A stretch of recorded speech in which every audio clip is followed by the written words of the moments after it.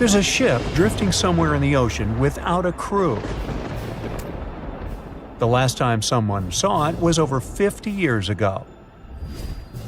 Its story reminds of that of the Flying Dutchman, a ship that's bound to sail forever and bring disaster to whoever sees it at sea.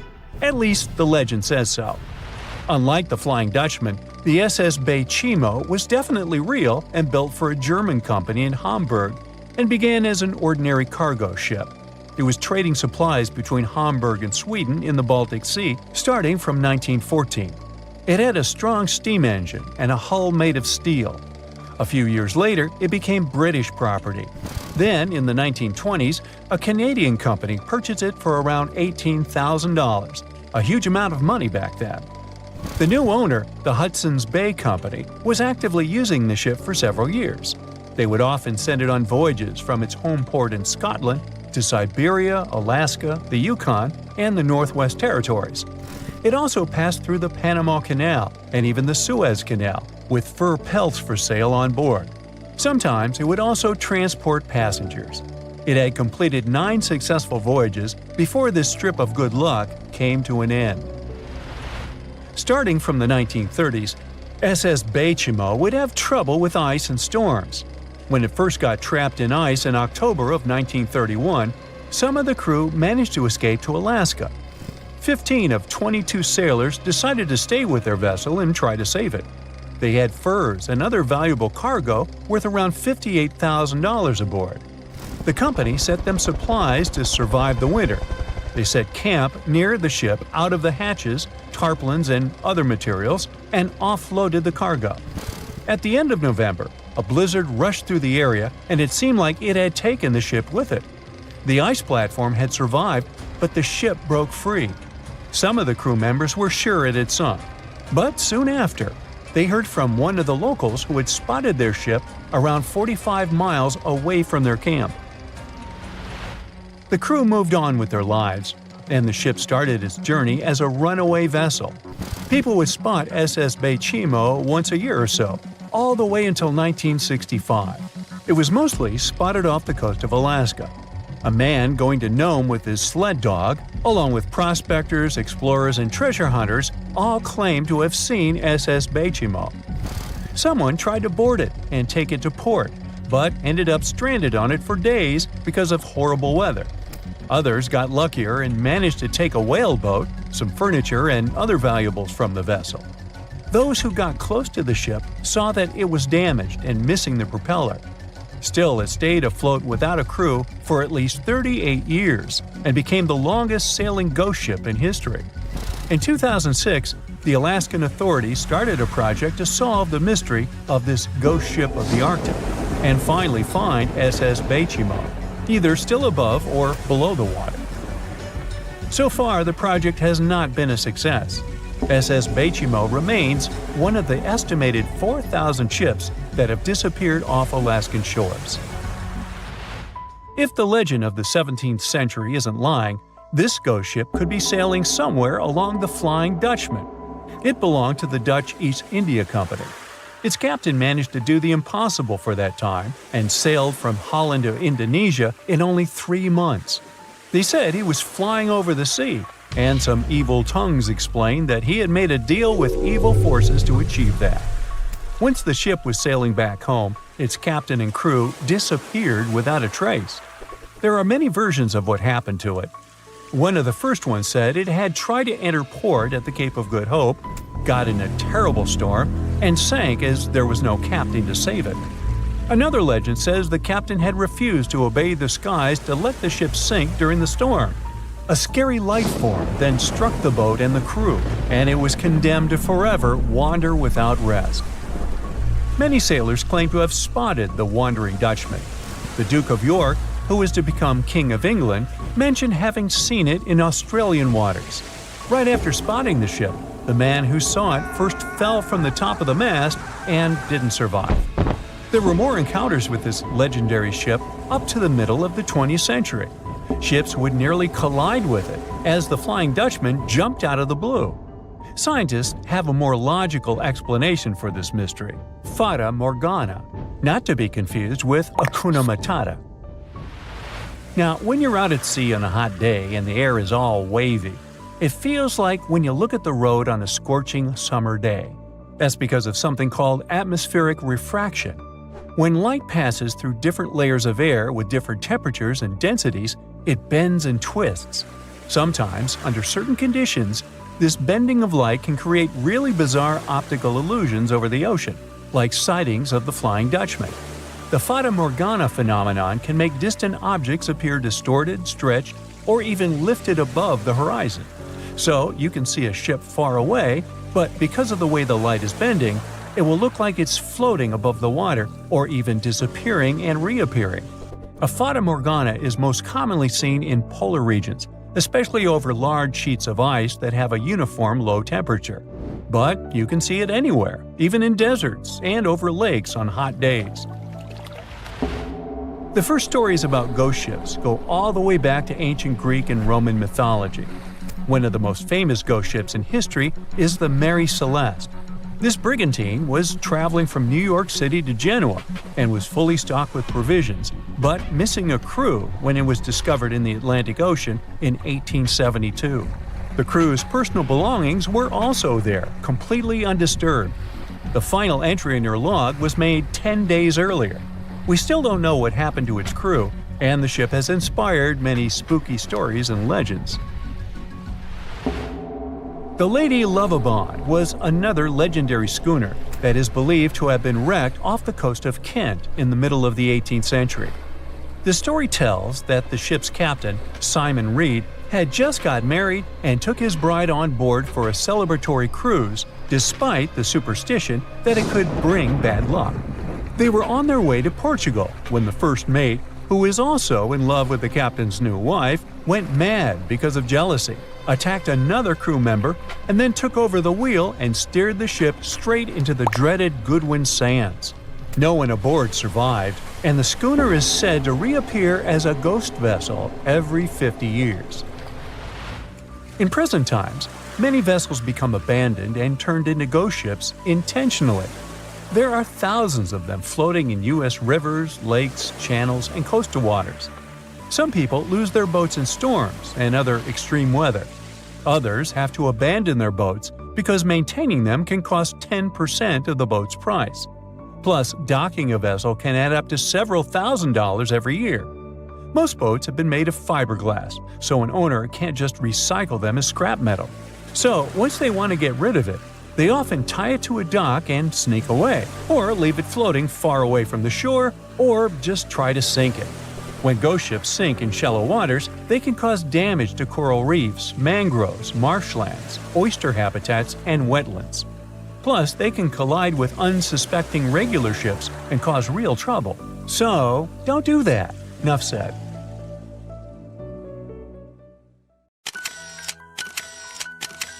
At the beginning of the 20th century, somewhere off the coast of West Africa, a German steamship was leaving the port. Suddenly, the weather got worse, and the vessel entered a thick fog. The sailors ran aground on a sandbank close to the shore. Luckily, no one was hurt, and they were even able to save their precious cargo. But the ship was stuck in the sand for good. And it was not alone there. Nearly the entire length of the western coast of Namibia is called Skeleton Coast. If the name sounds scary, that's because it is. This 976-mile-long beach line is among the most dangerous places on Earth. The local Bushman tribes believe that their supreme deity made this land when it was angry. The Portuguese were the first Europeans to set foot in Namibia in the 15th century. And yep, they didn't like Skeleton Coast either. Portuguese explorers thought this land presented the gates to the underworld. This is the place where the Namib Desert meets the Atlantic Ocean. It might be dangerous, but it's actually beautiful. Plus, it's a UNESCO World Heritage Site. If Skeleton Coast had a PR manager, they would quit on the first day on the job. The area is not exactly tourist-friendly because of its geography and history. Beneath the sand and the waves, there is a secret ocean currently lurking for unsuspecting sailors. It's called Benguela Current. It flows towards the north along the coast of southern Africa. This part of the Atlantic is rich in marine life. but the current's land neighbor isn't that happy with the deal. This arid climate created the Namib Desert, one of the driest regions on Earth. And that marine life I just mentioned? It's sharks. 11 species of them to be exact. And yes, the great white decides to pop by once in a while. So far, we've got a desert landscape, strong currents, and sharks. Not a place for a beachside resort, definitely. But if someone ends up on Skeleton Coast, will they know they're in danger? Don't worry, they will. The beach is littered with wrecks of all sizes and shapes. If you remember that German ship I mentioned in the very beginning, its massive and rusted stern is now sticking out from the desert sand. There are some 500 wrecks in total scattered along the coast, and it's a mixed crowd, from Portuguese galleons centuries old to ships that ran ashore here in the 21st century. A modern fishing ship called Zela India managed to slip from its tow rope in 2008 and ended up on Skeleton Coast. Okay, it didn't escape on its own, it had some help from the elements. But it's better to be a tourist attraction on a beach than to be broken up for scrap. That's where the trawler was originally going, poor thing. Skeleton Coast's most famous inhabitant, to call it such a place, is the wreck of the Dunedin Star. The British cargo liner ran aground here in 1942. The massive rescue operation that followed reveals why it's so dangerous for sailors to end up here. The rescuers managed to save all of the crew and passengers, but at a heavy price. An aircraft and a tugboat were lost in the process. It took the last of the rescuers a full 2 months to return home to Cape Town. Why, you might wonder? One look at the map of the region reveals the reason. It's an endless sea of yellow, which is the sand. There are so few roads here, so Skeleton Coast is hard to reach by land. There are also legal obstacles. You need a special permit to drive into the area. But the skeletons in the name of the area don't only refer to ships, they also stand for animal bones. Most of these belong to whales and seals. Many animals have adapted to the area, so lions and hyenas roam the coastline in search of a meal. Yeah, now there are hungry lions as well, as if those sharks weren't enough. Other animals with a temporary residence on Skeleton Coast include elephants, cheetahs, leopards, and giraffes. In 1971, the Namibian authorities established a national park here, but except for surfers, after an adrenaline rush, they don't get many visitors. You can understand why. The Namib Desert is the oldest desert in the world, and it's not very tourist-friendly either. Those who travel to the region should pack sunscreen and a warm winter jacket. A weird combo, right? Well, not so much when you think that during the day, temperatures soar over 110 degrees Fahrenheit. At night, the air temperature drops below freezing. What a climate roller coaster! And that's not the final danger.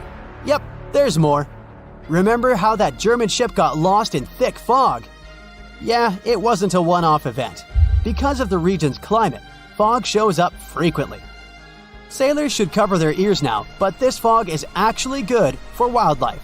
This is their only source of water in the Namib Desert. Reptiles and mammals have adapted to the harsh climate. They use as little water as possible.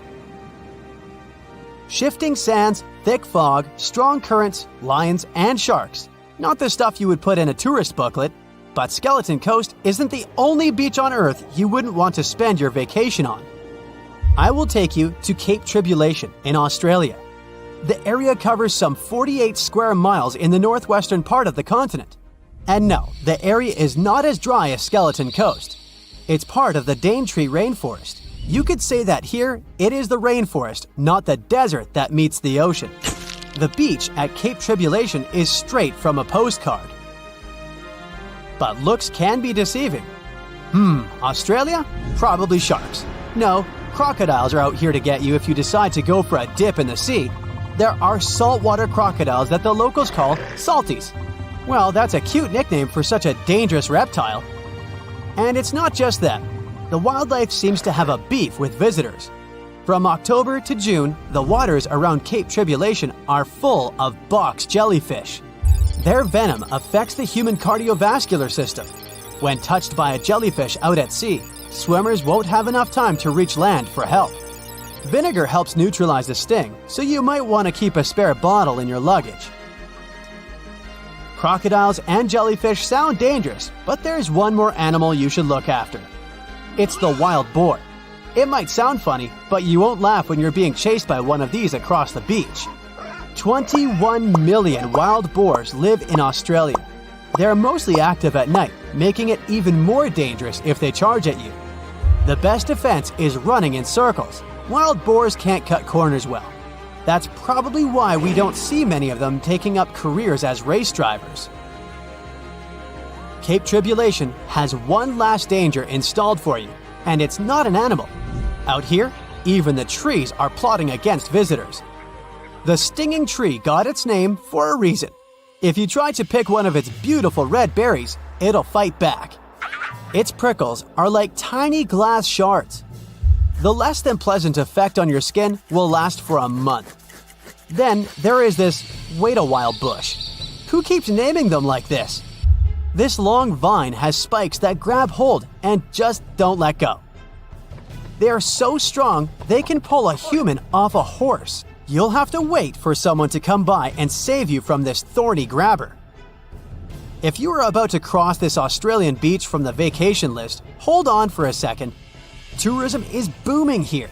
The local authorities have restricted access to all of the danger zones. Visitors go swimming in dreamy water holes that are surrounded by lush vegetation. There are even ropes to swing from. Now, that's a beach you can finally relax on. A ship is traveling across the Atlantic Ocean when a storm starts. At first, the situation doesn't seem to be very bad, but soon, people on board the ship realize that the storm is intensifying.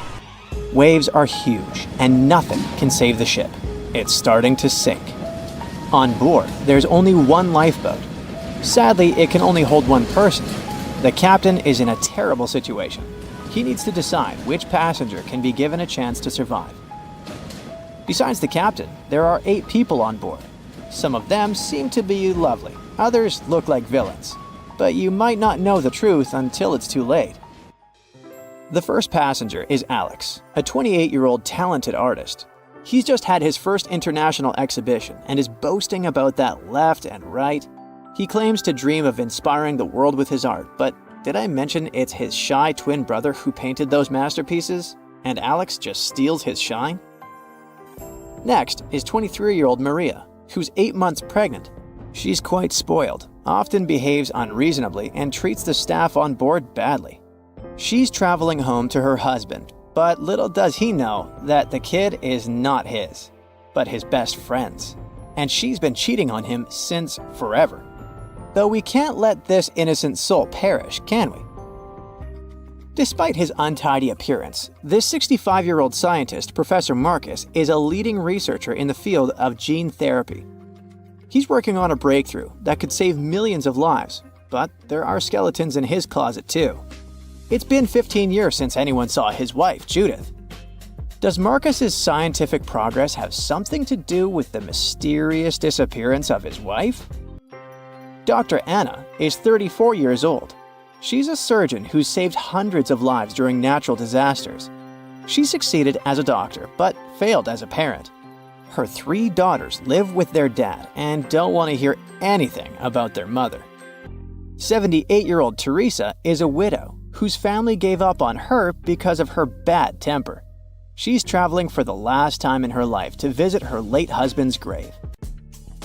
A little boy, Mark, is just 7 years old, but his unruly character has caused a lot of arguments between the other passengers. He's traveling alone since his parents are supposed to meet him on the shore. This brat's parents are too busy working, so he gets more and more uncontrollable. Who knows what he'll be capable of doing in 10 years or so?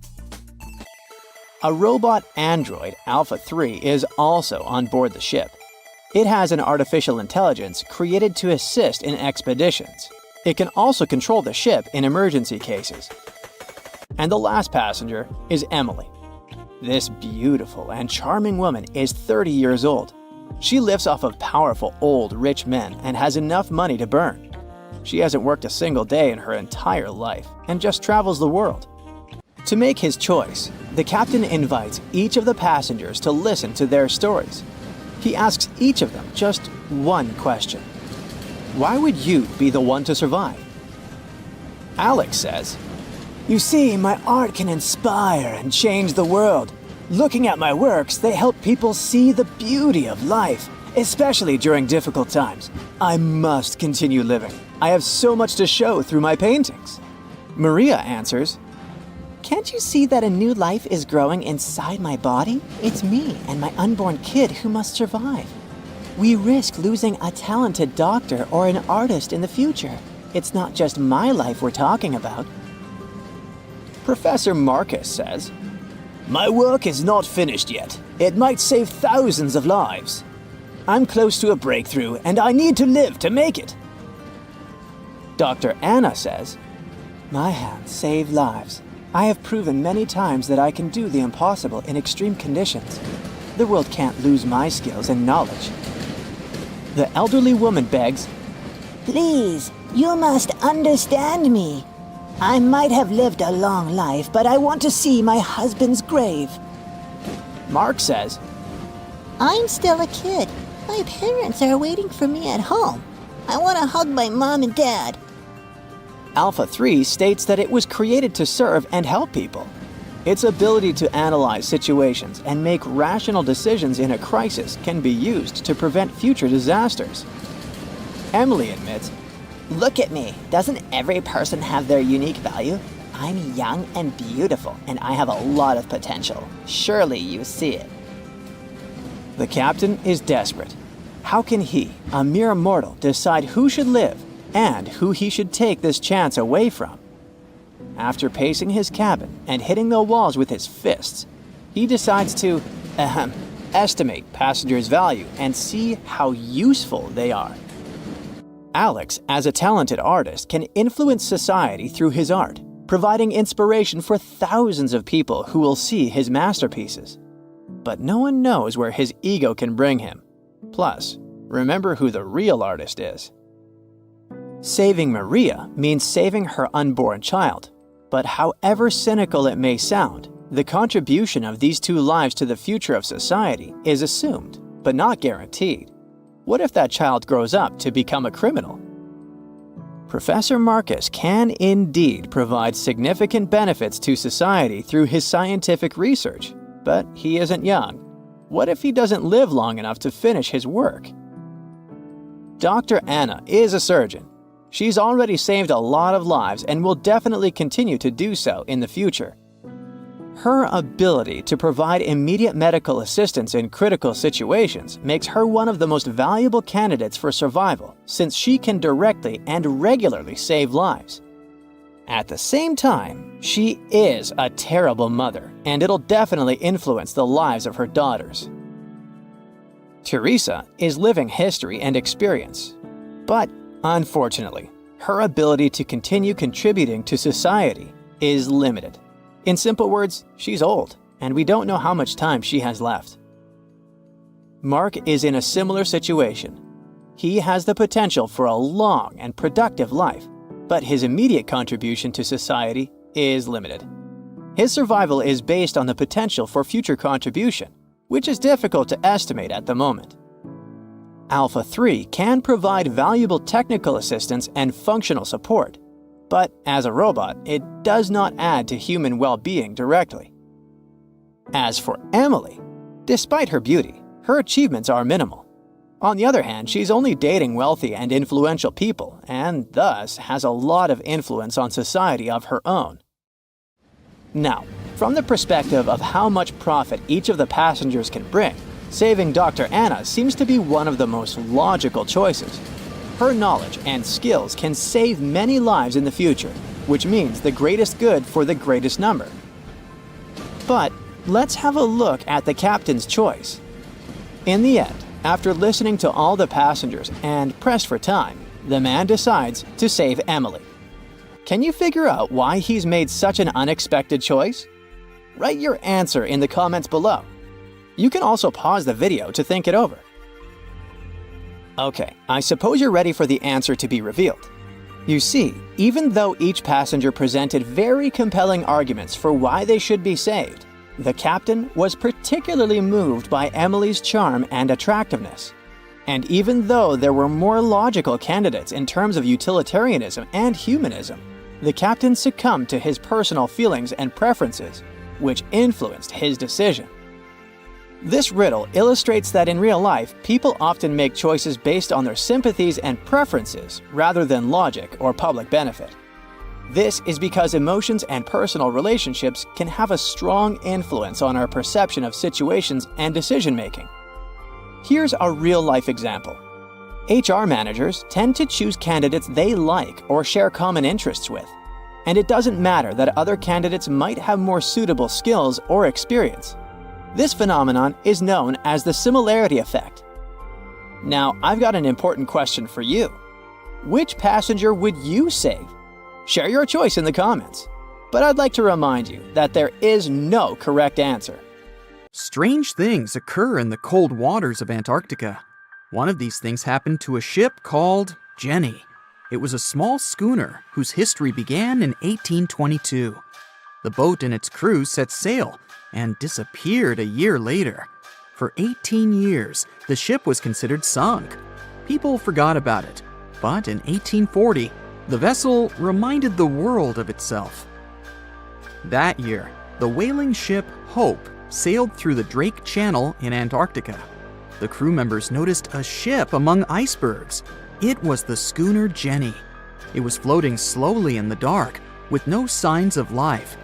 The captain of the Hope, Mr. Brighton, gave the order to approach the mysterious vessel. They thought it was some creepy ghost ship, but as they came closer, they noticed crew members on the deck. The sailors of the Hope called out to them, but received no answer. This time, it became clear that something terrible had happened to the Jenny. When Brighton boarded, he realized that the Jenny crew members weren't missing. They were here. Frozen people stood like statues. Brighton went down to the lower deck and found the captain. He was sitting frozen at the table, holding a pen. Brighton looked at the logbook. The last record was made on May 4th, 1823. The captain wrote that he was the only living member of the crew. They spent 71 days without food. It seemed that the ship got lost in the sea because its captain went off course or sailed into an iceberg, but no one knew for sure. After that, nobody ever saw the Jenny again. According to rumors, the crew of the Hope abandoned the frozen ship and left it to drift in the cold waters. According to other rumors, this whole story is fiction. The story of the Jenny was described in a German magazine in the middle of the 19th century. Still, there was no further evidence of the ship's existence. Already in our time, Cambridge University decided to explore the case of the Jenny. The researchers discovered that one of the crew members of the Hope, who didn't disclose his name, told someone the legend of the frozen ship. Someone shared the story with another guy, and it was published in a German magazine called Globus. And that's all. There was no other evidence. One of the most famous ghost ships was the Mary Celeste, and there's no doubt about its existence. The history of this vessel was documented in court. People wrote about it in newspapers, but the most exciting thing is that the ship continued to be used even after 10 people disappeared from its deck. The history of the Mary Celeste began in Canada in 1861. When it was first built, the ship was called the Amazon. It changed captains several times, and it also hit some rocks.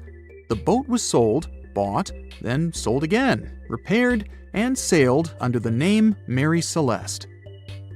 In 1872, it had a new captain, Benjamin Briggs. He was a decent, brave man with a lot of experience in navigation. He had a beloved wife, a daughter, and a son. When he went on his last voyage, he took his wife and daughter with him, and his son stayed in America. In November of 1872, the Mary Celeste sailed from the port to New York with 10 people on board and disappeared. 8 days later, another ship, the Dei Gratia, also left New York and followed the same route. Dei Gratia's captain, David Morehouse, noticed the Mary Celeste and immediately realized something was wrong. The ship was moving too freely, as if no one was controlling it. The captain tried to contact the crew members, but no one answered him. Then, together with other sailors, he climbed aboard the Mary Celeste. The ship was in good condition. There was no damage. The hold was slightly filled with water, but it could be easily pumped out. Everything seemed fine, but one lifeboat was missing. The crew members' valuables were in their cabins. The cargo was in the hold. The supplies of water and food were untouched. Judging by the records in the logbook, the ship was caught in a storm, but it was not too strong. Other ships also sailed through this storm, but nothing bad happened to them. The last record was dated November 25th, and it claimed that everything was fine. The sails of the Mary Celeste were slightly damaged, but perhaps it happened after the crew had disappeared. The whole ship was in excellent condition, but what made the people leave it? Part of the crew of the Dei Gratia stayed on board the Mary Celeste to bring it to dry land. Everything went well. They delivered the ship to the closest port. Next, the captain of the Dei Gratia appeared before the court and told about what had happened. However, the prosecutor and the judge didn't want to believe in the story of the Mary Celeste. They were sure the captain got rid of the ship's crew to get money for its cargo. According to the maritime laws of that time, if you found a ghost ship with valuable cargo, then a substantial part of this cargo belonged to you. So, many people thought that David Morehouse decided to earn some money.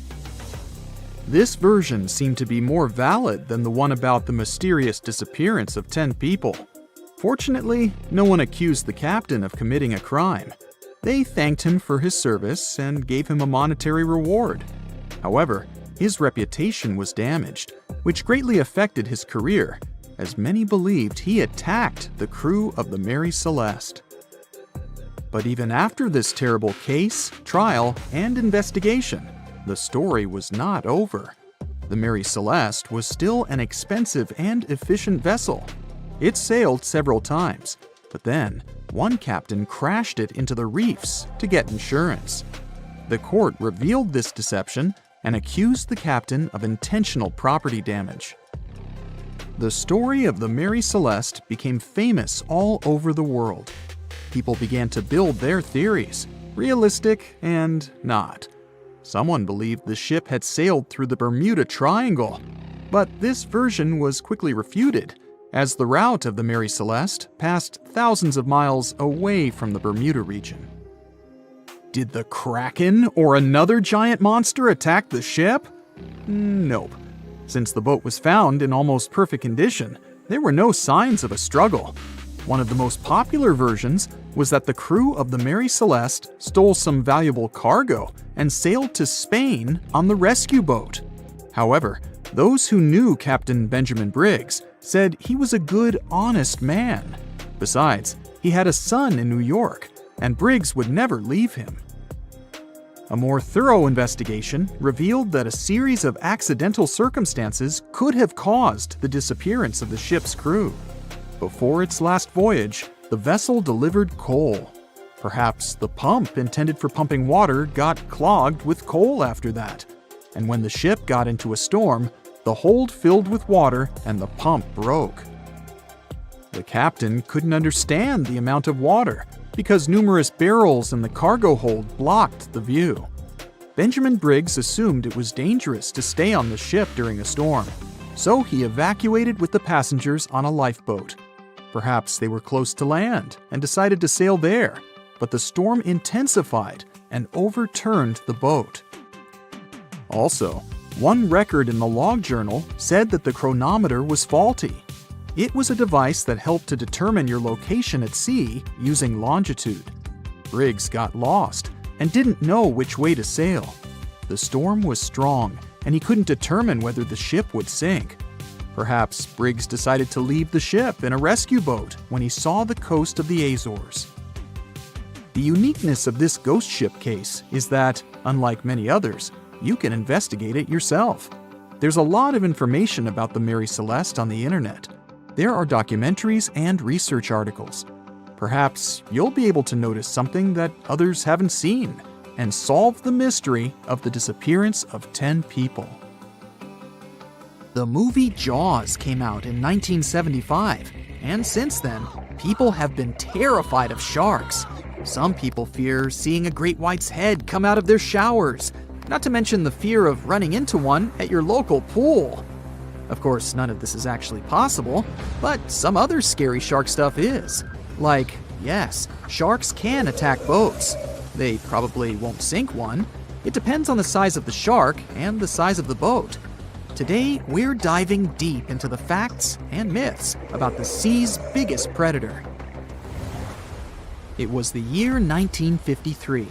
On a typical July morning, two fishers set out on their daily lobster harvest.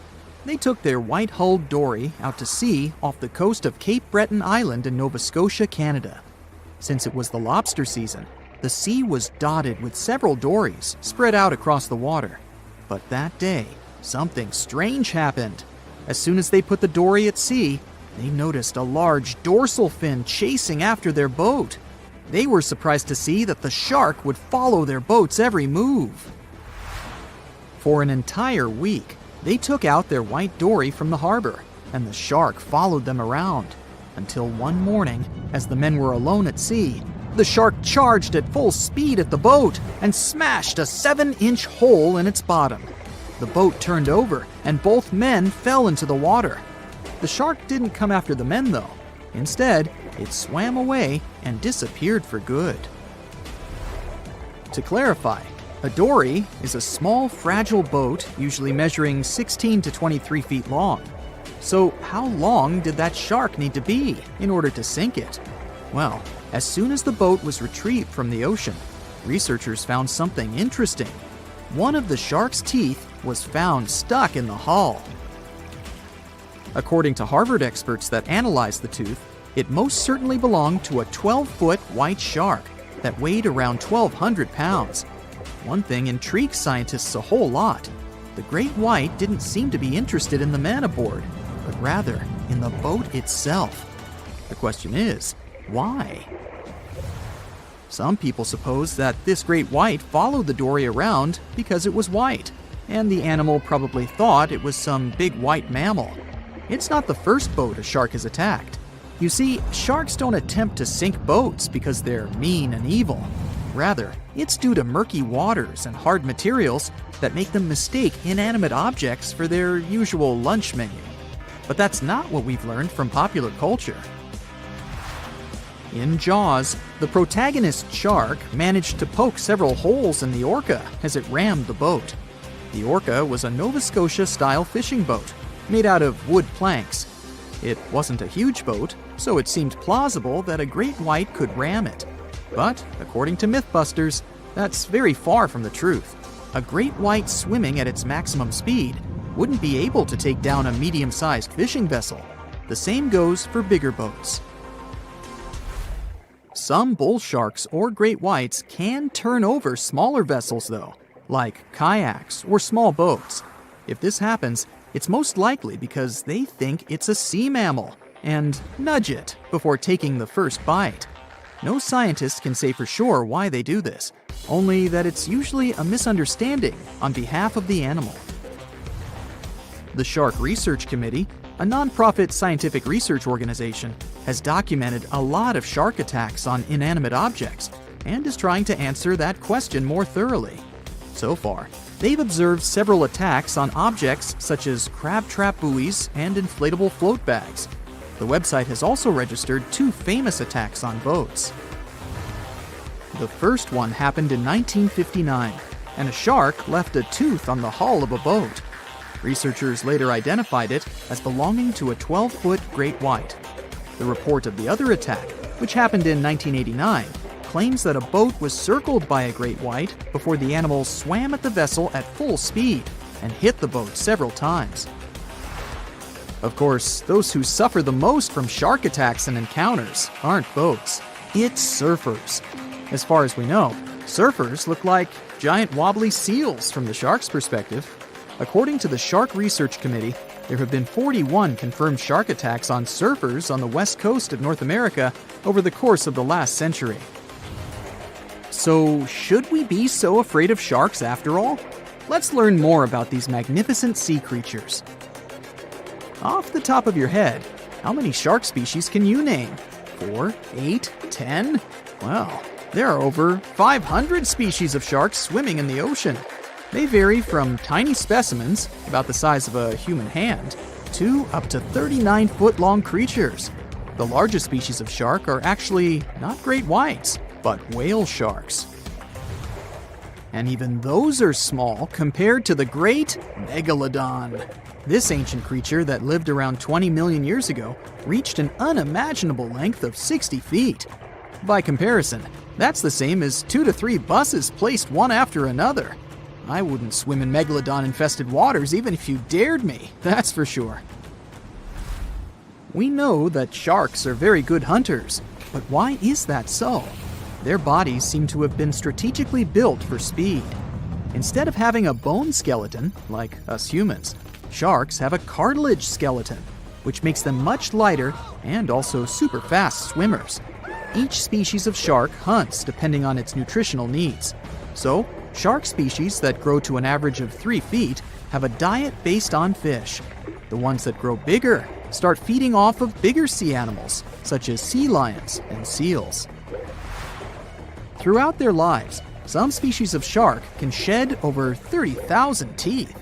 Unlike humans, who are born with a set number of teeth in their jaws, sharks have an apparently limitless supply.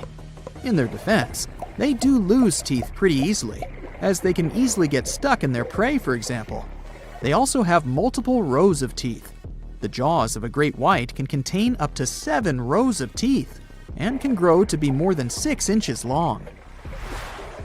And since we're speaking of great whites, the most feared shark species roaming the oceans, this is ray. Ray is an adult white shark. He can swim up to 50 miles a day, so he needs a lot of fat in order to keep his body functioning. Funny thing about Ray, when he opens his jaws to hunt, his eyes roll back together with his head, so his sight is hindered when he's taking a bite. Now, he does like it when the water is murky and underwater visibility is low. That's because it makes it harder for his prey to spot him coming. These conditions can make it easier for him to grab that yummy seal. But this can also make it easy for him to mistake a random boat for lunch and end up scaring some humans. Some Hollywood movies love to portray sharks as having superpowers. Although they're not innately cruel, one species of shark does have something that can be considered bizarre. Hammerhead sharks, one of the most dangerous species of sharks, have a sort of sixth sense. Inside their heads, they have electroreceptor organs called ampullae of Lorenzini. These organs allow sharks to detect the electromagnetic fields of all living things in the ocean. This ups their hunting abilities to another level. They can even find prey hidden in the sand because they sense its electromagnetic field. You should know one thing. If a shark lives in a balanced ecosystem, it won't feel the need to attack unknown things. These animals are curious, though, so maybe we should cut them some slack when they bite a piece off a random boat. As an experienced sailor and the first man to ever sail non-stop on his own around North and South America, Matt Rutherford has seen a lot during his voyages. But what he saw in 2013 while sailing through the waters of the Atlantic with his colleague surely stands out.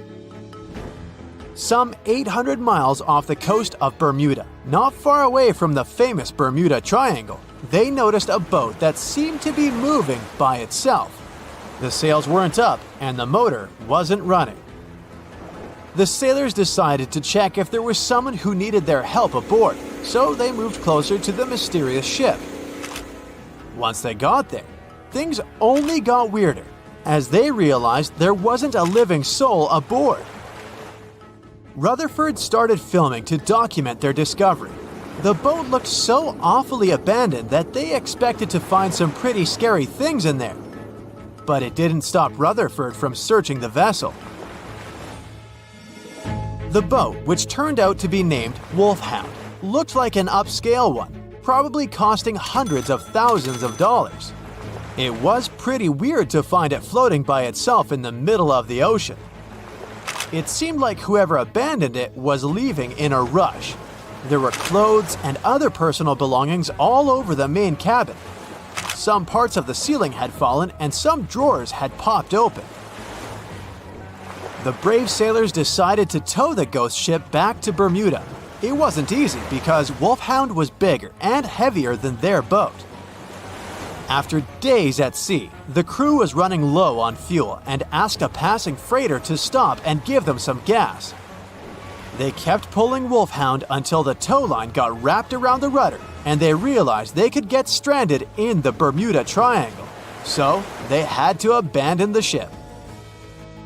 What really happened and how Wolfhound ended up in the middle of the ocean will probably remain a mystery. Rumor has it that it belonged to a member of the Royal Irish Yacht Club. The ship was going on its first voyage from Connecticut to Bermuda and then Antigua. It got in a terrible storm around 400 miles away from Delaware. The winds were so strong that the yacht suffered 2 knockdowns. A Greek cargo ship rescued the crew. They left the ship with an emergency beacon on.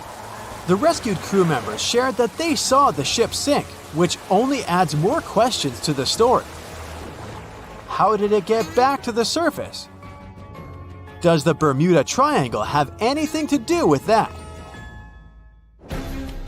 Christopher Columbus himself reported some unusual compass activity going on in this mysterious area while he was on his way to the New World. Despite the stories of more than 50 ships and 20 planes disappearing in the area, it remains one of the most heavily traveled shipping routes in the world. Some skeptics believe that this fact solves the Bermuda Triangle mystery. It could make sense because the busier the area, the more accidents happen there. But then again, it's not the number of disappearances that makes the place so mysterious. It's the lack of explanation and wreckage lost for good. The first ever confirmed ship to vanish in the Bermuda Triangle was the USS Pickering. In 1800, it departed from the US on its way to the West Indies. The ship sailed into the Bermuda Triangle along with its 90-man crew. No one ever heard anything from them ever since. The popular explanation is that the ship was taken out by a storm. But because no one found any wreckage, we'll never know for sure. The largest ship that has ever disappeared in this mysterious area was the USS Cyclops. In March 1918, carrying a crew of 306 people, the USS Cyclops left Barbados and headed home to Baltimore. The ship passed through the Bermuda Triangle on its journey and vanished into thin air, or rather, water. The Cyclops never sent any distress signal and disappeared without any explanation or trace. The Bermuda Triangle isn't the only place in the world where ships go missing or mysteriously resurface. One of the most famous ghost ship stories would be of SS Baychimo. The large cargo steamer was built in Sweden. On October 1st, 1931, it got caught in pack ice. The crew decided to wait it out and managed to break free after a couple of days, only to get trapped again in less than a week. This time, they didn't manage to make it out. A rescue team went by air to save 22 of the crew members. 15 other members stayed in a wooden shelter they built not far away from the ship. Their plan was to wait out the winter and get back aboard. At the end of November, a strong blizzard was rushing through the area. When it was over, Baychimo seemed to have gone away with the storm. The captain decided it must have broken and sunk. But a few days later, a local hunter informed them that he had seen the ship around 45 miles away from their camp. The crew managed to find the ship and took the most valuable cargo from its hold. They had fears that Baychimo wouldn't live through that rough water. but it did manage to survive after all. Once the ice was gone, it floated away and ended up drifting along the shores of Canada and Alaska. Many people reported seeing the ghost ship in an open sea. Some even tried to board it to save the ship, but the weather didn't allow it to happen. The last time someone saw SS Baychimo was in 1969, 38 years after its crew had left it. It could still be drifting somewhere in the ocean. The story of MV Hoita happened in the South Pacific. The ship was originally a wooden luxury yacht. After serving for 20 years to various owners, it became a merchant ship. In 1959, it set on a trading voyage that was supposed to last around 2 days. When it didn't reach its destination on time, no one was worried at first, as things happen in the open waters. After another day, and no distress signals from the Hoita, it was obvious that something serious was going on with it. There were 25 people aboard, and their families wanted to find them. A search and rescue crew worked for 6 days looking for the ship, or at least its wreckage, in an area of nearly 100,000 square miles. That's 1.5 times as big as Florida. Sadly, the mission had come back with no results. It seemed like Hoita had disappeared without a trace.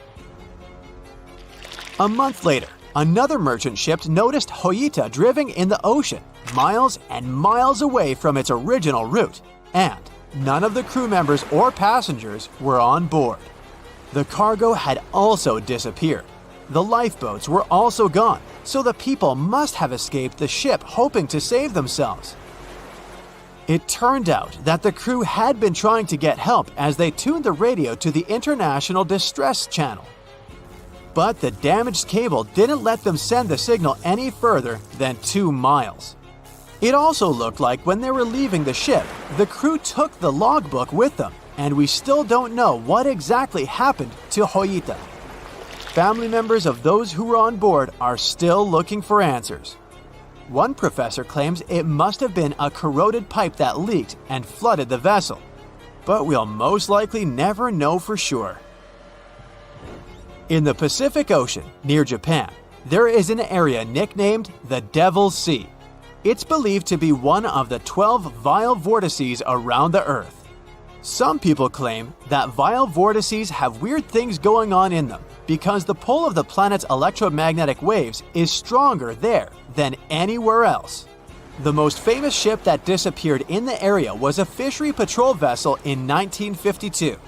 The ship went there to investigate the vessels that went missing previously and disappeared along with 31 crew members. Scientists who don't believe it was a mysterious disappearance blame the underwater volcano eruption for what happened. They said it was the most technologically advanced ship. They said it was unsinkable. And when it sank, they made a movie about it. These were the main reasons why the Titanic disaster became world famous. But unfortunately, this is not the only large-scale shipwreck. And sadly, there have been cases much worse than the tragedy of the Titanic. One of them occurred on April 27, 1865. The Sultana steamboat carried passengers and cargo daily between St. Louis and New Orleans. It was a pretty large wooden boat with 3 decks and was 260 feet long and 70 feet wide, almost twice the size of a basketball court. The ship could carry about 350 passengers, but on that unfortunate day, more than 2,000 people were on it. On April 23rd, she was making a routine voyage from New Orleans when it broke down. Something was wrong with the boiler, so the vessel docked in Vicksburg for repairs. At the port, the ship's captain, James Cass Mason, found out about an excellent opportunity to earn a lot of money. All he needed to do was to transfer a large group of former prisoners to the north. The captain agreed to do it, but the problem was that the boiler required a lot of time to repair. Mason was afraid that his competitors would take the job, so he decided to sail despite the malfunction the ship had. He patched up the holes in the boiler instead of a big repair and invited all the ex-prisoners on board. So, there was a broken boiler, an excess number of passengers, a lack of lifeboats, and not the best river conditions. Also, the captain refused to send the ex-prisoners to the hold, so they were all with ordinary passengers. There were strong chances for a shipwreck, but the greedy desire to earn more money was stronger. The Sultana went on a voyage and sailed up the river for 2 days. At this time, one of the biggest Mississippi floods in history began. The river overflowed its shores because of the flood, with the water level rising several feet. All the trees on the shore disappeared, and only the tops were sticking out of the water. The ship sailed opposite this powerful current, making the boiler work too hard. On the evening of April 26th, the Sultana arrived in Memphis, Tennessee, and they loaded even more, 120 tons of sugar and 200 passengers. She got incredibly heavy. Around midnight, the ship continued its dangerous journey. The captain sailed to barges to load a shipment of coal. At 1 a.m., the vessel left the barge. At 2 a.m., the broken boiler, unable to withstand the load, suddenly exploded. The Sultana was just 7 miles north of Memphis. Few people survived that day. The problem was that passengers trying to escape from the fire jumped into a cold river with a strong current. The Sultana disaster is considered the most tragic shipwreck in the history of the United States. The exact number of those who didn't survive is still unknown. According to various sources, this number was from 961 to 1,800 people. Don't be surprised that almost no one knows this story. There were many more survivors in the Titanic tragedy, and everybody heard about it. But the Sultana sank during one high-profile event. 12 days before the shipwreck, the country lost Abraham Lincoln. People hadn't yet recovered from this news, so no one paid much attention to the tragedy of the Sultana. Many catastrophes happened quite recently by historical standards. One of them occurred in 2002. The ferry La Jula was a Senegalese vessel. The ferry sailed twice a week, mainly along the coast of Dakar, carrying passengers who traded mango and palm oil. It made daily voyages and never faced severe problems thanks to modern rescue equipment and good repair service. But one day, the ship's crew discovered a malfunction and sent the boat to port. For almost a year, La Jula was in a non-working condition, awaiting repairs. But it didn't get high-quality service. After poor maintenance, the ferry set off on its last voyage. On September 26, 2002, La Jula sailed between southern Senegal and Dakar, and at 11 p.m. headed toward Gambia, where a strong storm began. The wind raised high waves, but this wasn't critical for the large passenger ship unless the number of people on board didn't exceed the established norm. La Jula was supposed to carry about 500 passengers, but had many more people that day. Too many passengers, poor repairs, and a strong storm caused severe problems for the ship. But the main factor in the shipwreck was that La Jula was only built for sailing in coastal waters, but that day, it sailed far from the shore. Big waves started rocking the boat, and at some point, it just turned upside down. The ship's deck went underwater, and its lower part stuck above the surface like an iceberg. All the passengers sitting in cabins fell on the ceiling and lost their orientation in space.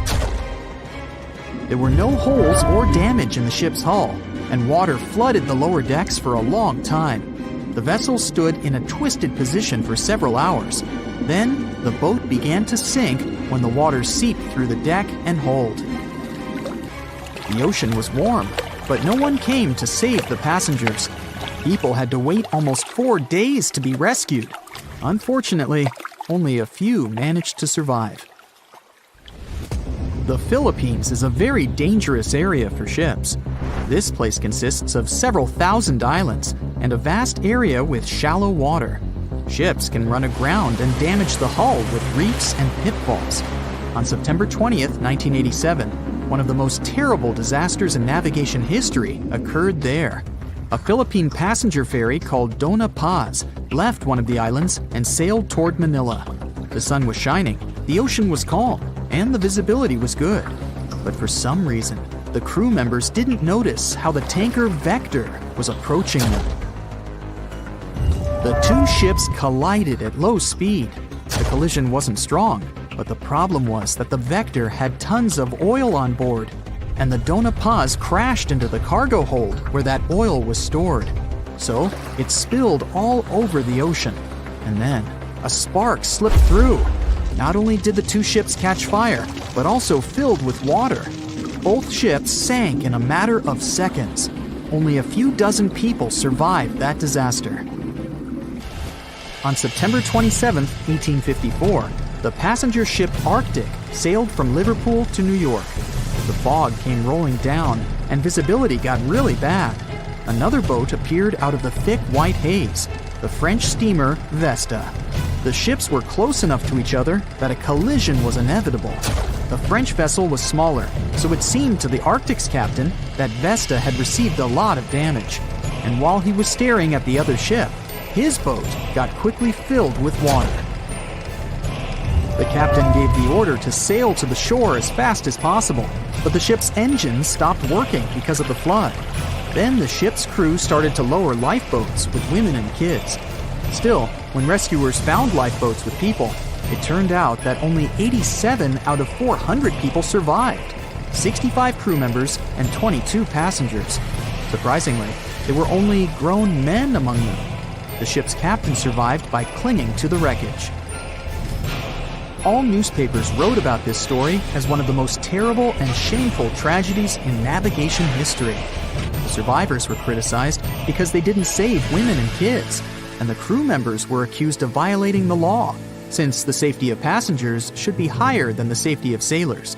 But despite this, none of them were brought to responsibility. Unfortunately, shipwrecks still occur to this day, but fortunately, there are fewer of them than before, thanks to modern navigation systems and radar. But no technology can guarantee there won't be a super strong storm or any other emergency that no one can foresee. More than 25 million people boarded cruise ships globally back in 2017. It may not seem like a lot, but that's more than the total population of Belgium. It's a great vacation alternative with an added bonus. You can sample various different destinations for future time off in one single trip. If you've already booked a trip on a cruise ship, but you still have no idea what you should pack, start with some research on your specific cruise location. Either way, be sure to bring deck-friendly shoes that are low-heeled. Also, add a pair that's comfortable to walk on larger distances for the days spent ashore. Depending on the season, you might want to add a few swimsuits too. If you're on any type of medication, make sure you bring it with you in its original packaging. If you're a light packer, don't worry. Most cruise ships come equipped with laundry rooms. They're kind of pricey, especially if you want your garments to be washed, ironed, and folded for you. But it does save you the extra hassle of packing more clothes or washing them for yourself. It's really important that you check in with your credit card company before boarding a ship, more so if your itinerary includes one or more foreign countries. Your credit card might get frozen if there's any unusual activity on your account. Most of these companies have algorithms that get triggered once there are charges from different countries in rapid succession, which is exactly what you'll be doing on a cruise ship. Letting them know beforehand saves you the embarrassment of having your card declined at some fancy restaurant. To make sure you get the best room, before booking it, check out the ship's deck plan. It should be available on their website. If it's peace and tranquility you're looking for, don't go for the rooms directly above or below any of the ship's entertainment points. Also, if you have a history of getting seasick, try to skip the rooms that are available at the front of the ship. Rather, go for those located in the middle of the ship on a lower deck. You'll feel less movement. If it's your first time going on a cruise, you might be surprised to know that some cabin rooms don't have windows. Before making a reservation, make sure to check out all the amenities of the room you intend to book. Most cruise liners add a bunch of pictures from the common rooms on their reservation pages, and it might be a bit confusing as to what you're getting exactly for that specific price point. Also, some rooms on board are quite small too. If you don't like to sleep in small spaces, you might want to upgrade to a larger room, even if it's a bit pricier. You can always split the cost with a friend if they want to join you on the cruise. With the help of modern technology, even if a specific location doesn't have windows, it doesn't mean you can't watch the waves. How, you might ask? Fancier cruise ships feature a secret, added bonus. In the areas with no access to sunlight, specialists have built virtual balconies. These high-tech screens work by showing you what's going on outside in real time. They have an added benefit too. In case of bad weather, guests can still have a feel of the outdoors, without the wind or rain ruining their hair or their outfit. It may not be the real deal, but it still beats getting claustrophobic on board. Planning on going on a budget cruise? It might not be such a bad idea, especially if you're on the lookout for last-minute upgrades. You might even end up vacationing like a millionaire without having to spend money like one. These upgrades sometimes include things like a private balcony in your room, maybe some spa services, or even better prices for high-end meals. If they aren't all booked by the time people board the ship, they might be open for the rest of the passengers for way better prices than initially listed. There might be hidden freebies on board if you pay close attention. Things like complimentary pastries on board late in the morning or a late-night cup of tea on the house might be some of the things offered to guests. You only need to ask. You might want to check out what other tourists are doing. Some people with more experience cruising can offer pretty great tips and tricks. Don't be afraid to start a conversation if you see someone getting something for free. Some cruise ships do go all the way on the fancy dial. They even have exclusive areas designed for guests staying in expensive suites. Most of the time, they're located at the top of the ship. On one particular cruise, these types of guests have designated staff members called Royal Genies, which are similar to butlers. They can cater to just a few cabins. Since the cruise line wants to divert other guests from asking them various questions, which will take time away from their assigned guests, the genies do not wear a name tag in public areas. Most common areas of cruise ships do require travelers to follow a dress code, but if you do your research in advance, you might find that some areas are more relaxed when it comes to what people need to wear. Most cruise ships require people to adhere to smart attire, which means pants with a collared shirt for men, or blouses and skirts, dresses, or stylish pants for the ladies. As for the travel destinations, be sure to research the ports you're about to visit in advance. You'll know what to wear, what the weather will be, and if you need to pack anything else, like an umbrella or a beach towel. Stops on cruises only last for a few hours in most cases, so you'll want to get the most out of them. If that specific location includes museums or art galleries you want to add to your checklist, be sure to book in advance so you don't waste time waiting in lines. Some cruise ships even provide their guests with private tours of the ports they're about to visit. Do make sure to book them in advance if this is something you might be interested in, as the list gets pretty full quite fast. Independent tours are a bit more private. You can spend time with your tour guide and even ask more questions. Always remember to put your phone in airplane mode while on board. Most cruise ship horror stories involve cruising newbies that ended up paying thousands of dollars in cell phone charges while on ships, just because they forgot to turn it off. If you're the type of person that can't switch off their phone, be sure to check with your cell phone provider before traveling internationally. Some can provide special plans for limited amounts of time, without extra charges. You'll be free to chat, call, or browse YouTube videos without worrying you'll end up paying a fortune.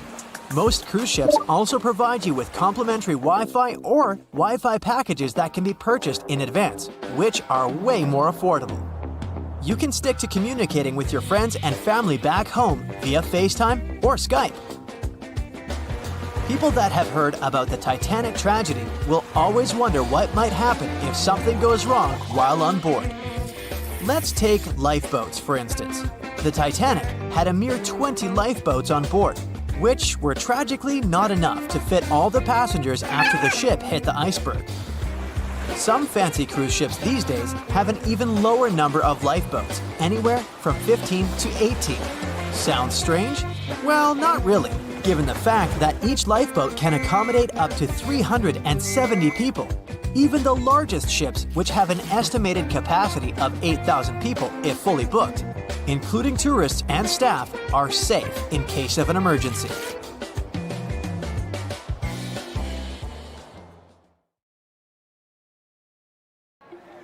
So in 2017, over 25 million people boarded cruise ships all over the world. Now, if you're keeping count, that's more than the total population of Greece. It's become America's favorite choice when it comes to going on vacation.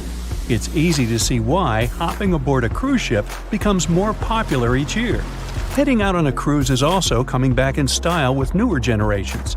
2/3 of Gen Y and millennials say that cruising is their new preferred type of vacation. How's that? Well, let's see. It's easy to plan in advance. On board, you can find activities for all family members, and you get a chance to visit several different destinations in one trip. An added bonus of booking a cruise? You can sample various places for a future time off. The entertainment on board is often top-notch, providing passengers with an added taste of luxury. And the amenities and accommodations are generally very reliable. Not to mention that it gives tourists that feeling of actually getting away from everything that people strive for while out of the office. Royal Caribbean International is one of the largest cruise lines in the world, with just over 19% of the cruise market as of 2018. Its current fleet is divided into many different classes of ships, including the Voyager class, Radiance, and Quantum. The latest addition to the Royal Caribbean International's impressive fleet was built in 2018. Wonder of the Seas is now the largest cruise ship in the world. Since this spectacular liner has just had her maiden voyage in March 2022, let's look at some of the incredible perks it has to offer its passengers. For starters, the boat is so big that it had to be split into neighborhoods. Well, it figures since Wonder of the Seas can accommodate almost 7,000 passengers. Fond of New York? Well, no worries. Wonder of the Seas has a central park of its own, with an estimated 10,000 plants to check out. The ship's central park is a feature of all Oasis-class ships, being one of the so-called neighborhoods. Let's look at some other areas, shall we? Like this boardwalk, a place that includes an arcade, a candy store, and a sports bar. It's best suited for long walks. There's a pool and sports zone on Wonder of the Sea. These areas feature the ship's numerous pools and hot tubs. There are many activities to check out on the sports court. Then there's the Royal Promenade, or Promenade if you prefer. That's the main road on Wonder of the Seas, with bars, lounges, and places to grab a cup of coffee, or a luxurious latte. The entertainment neighborhood is the focal point for leisure activities on the ship. Here, guests can find a comedy club, an ice skating rink, and even a theater. The spa and fitness area is a tranquil zone with a huge array of treatments available. The fitness center is free of charge, by the way, so there's no excuse for guests to skip a leg day. An extra 8th zone was added to Wonder of the Seas. It's called the Suite Neighborhood. This is an exclusive area designed for guests staying in the suites. Oh, now I get it. It's located at the top of the ship. Guests here have designated staff members called Royal Genies. Yeah, if you rub a lamp in your suite, they appear. Nah, not really. The genies are similar to butlers. They can cater to just a few cabins. Of course, the cruise line wants to divert other guests from asking these crew members various questions and taking their time. That's why the genies don't wear name tags in public areas. As for its itinerary, Wonder of the Seas was initially supposed to be homeported in China, but Royal Caribbean decided to move the liner to the United States. In March 2022, the ship started its journey with 7-night Eastern and Western Caribbean itineraries.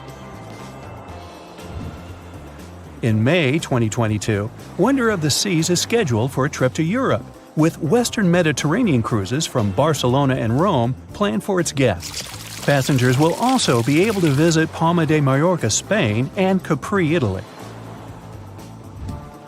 When the summer season is over, Wonder of the Seas is scheduled to return to Florida to offer year-round sailing starting November 2022.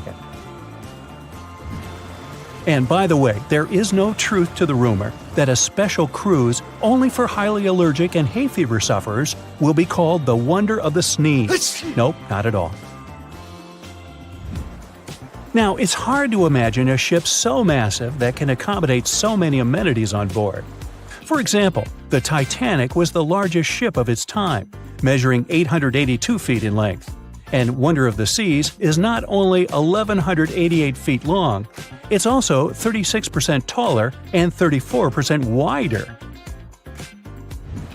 Speaking of lifeboats, which I am about to, Titanic had a mere 20 lifeboats on board, which was tragically not enough to fit all the passengers after the ship hit the iceberg. But Wonder of the Seas has an even smaller number of lifeboats, 18 to be precise. Sounds weird and dangerous? Well, not really, given that each of these lifeboats can accommodate up to 370 people. It means that all the passengers and crew members, an estimated 8,000 people if fully booked, are going to be safe in case of an emergency. If we could somehow have a race between the two ships, well, Titanic was in fact the faster ship out of the two, beating Wonder of the Seas by 1 knot per hour. Cruise ship passengers today are more interested in the experience rather than the speed of the boat itself. That's why how fast a ship can travel is not an extremely important aspect nowadays. In terms of costs, Titanic cost around $7.5 million at the time of its construction. It's the equivalent of about $200 million today. How about Wonder of the Seas? Well, it cost a staggering $1.35 billion to build, making it 6 times more expensive than the Titanic. How about we compare ticket prices? Well, in this case, the least expensive ticket on Titanic was £7. It's about $1,000 today. The cheapest ticket on Wonder of the Seas is currently $423, but prices may vary depending on the location, season, itinerary, and how much you tip your royal genie. And I know you were going to ask, how about icebergs? Well, Titanic steamed in the frigid North Atlantic, where you had to be on the lookout for those. Wonder of the Seas will be cruising the balmy Caribbean, where the worst thing you can hit on is 17 and blackjack. Oops, busted. Anyway, set side by side with its other sisters from the Royal Caribbean Fleet, Wonder of the Seas is equally as impressive. The company's earliest ships could host about 2,500 people. This included passengers and the staff.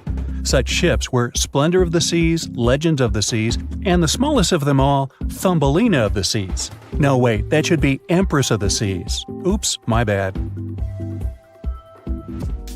The largest ships in the company's fleet can now house about 9,000 people altogether. That's almost 3 times the size and capacity of the earlier liners. Wonder of the Seas is one of them, as well as Harmony of the Seas and Symphony of the Seas. Are you seeing a pattern here? Yep, if you ever encounter a ship with Of the Seas in its name, it's safe to assume it belongs to Royal Caribbean. But if it's a can of tuna, it might actually be Chicken of the Sea. Hey, I like tuna. Now, choosing between cruise ships based on their size is like wondering if you should visit your local museum or the Louvre in Paris. It all depends on your preferences. Some families prefer small settings. Others are fan of large spaces that can provide everything they need. Historically, it's equally as exciting how far we've come in terms of maritime transportation. The SS Royal William, for example, was the first boat to ever make a transatlantic voyage almost entirely steam-powered in 1833. And it was a mere 160 feet long and could house roughly 155 passengers. And if the seas were calm, then they were housed less roughly. Similarly, the first modern megaship in the world was the MS Sovereign of the Seas. Launched in 1987, it was only 888 feet long and could carry a little under 3,000 passengers. Size and capacity are not the single improvements added to newer cruise ships out there. Recent technological developments in artificial intelligence and facial recognition have allowed cruise operators to ensure faster, smoother boarding for passengers. If, in the past, it took from 60 to 90 minutes for all passengers to board a ship, nowadays, cruise ship operators manage to get people comfortably settled in less than 15 minutes. Now, I'm sure you're already eager to book a ticket, but let's look into some of the more interesting activities you can try on board Wonder of the Seas. This way, you'll know what you're getting yourself into. All Royal Caribbean ships have loads of artworks available for their guests to enjoy. But Wonder of the Seas goes above and beyond, even featuring statues of astronauts in key locations around the ship. You'll find the first astronaut looking through the glass at the promenade, while a second one is busy rock climbing at the boardwalk. The third and last astronaut is more of a movie fan. This statue can be found near the movie screen sitting area. Going astronaut sightseeing is proving to be quite the experience among guests. In the areas with no access to sunlight, Wonder of the Seas features virtual balconies. In case of bad weather, guests can still have a feeling of the outdoors, but without having to hide from wind or rain. Teenagers have a place of their own reserved on the ship. There's a special club with a private hot tub, selfie area, games, and comfortable seating. The inside part of this club features a vending machine, an interesting collection of literature, and tables for foosball. Well, sign me up. April 1912 marked one of the most terrible tragedies in the history of the world. The most unsinkable vessel, the pinnacle of engineering at that time, the huge Titanic, sank. On that dark, moonless night, the ship had many chances to save its passengers.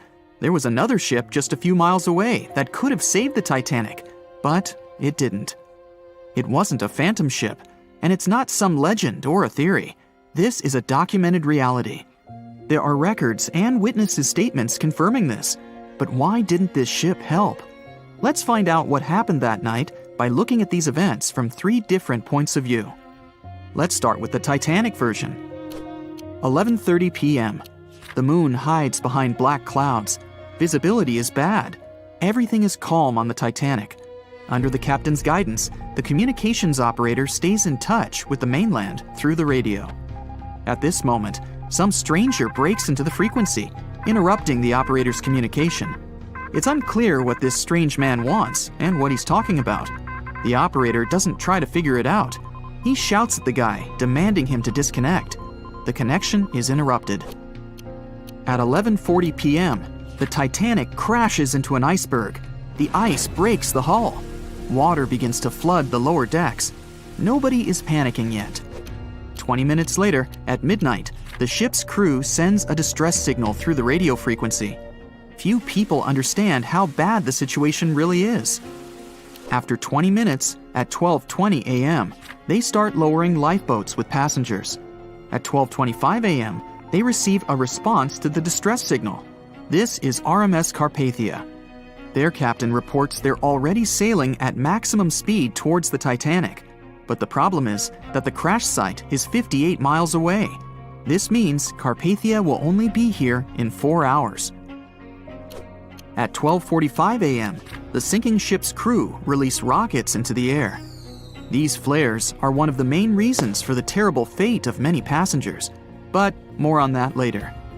90 minutes later, the Titanic's deck breaks and the ship dives underwater. At 4:10 a.m., the Carpathia finally arrives at the shipwreck location. The crew members make heroic efforts to save all the people. They take 705 survivors on board. At this moment, another ship appears. It's SS Californian. The Carpathia sails towards the New York coast with all the people. The Californian floats in search of passengers and finds nothing but wreckage. The ship was only a few miles away while the Titanic sank into the icy water. The Californian could have saved these people, but did nothing. Its captain, Stanley Lord, made one of the most terrible acts that a sailor can allow. He didn't help a sinking ship. When the world found out about all this, they detested Captain Lord. They couldn't bring charges against him, and the trial didn't punish him. But his career was ruined entirely, as no other ship company would hire him. Despite this, he never confessed he had been guilty. Before he passed away, the captain said it hadn't been his fault. If this was true, then what happened there? This brings us to the Californian version. It's the night of April 14th. The Californian is sailing in the cold waters of the North Atlantic. The ship gets into a section with a lot of icebergs.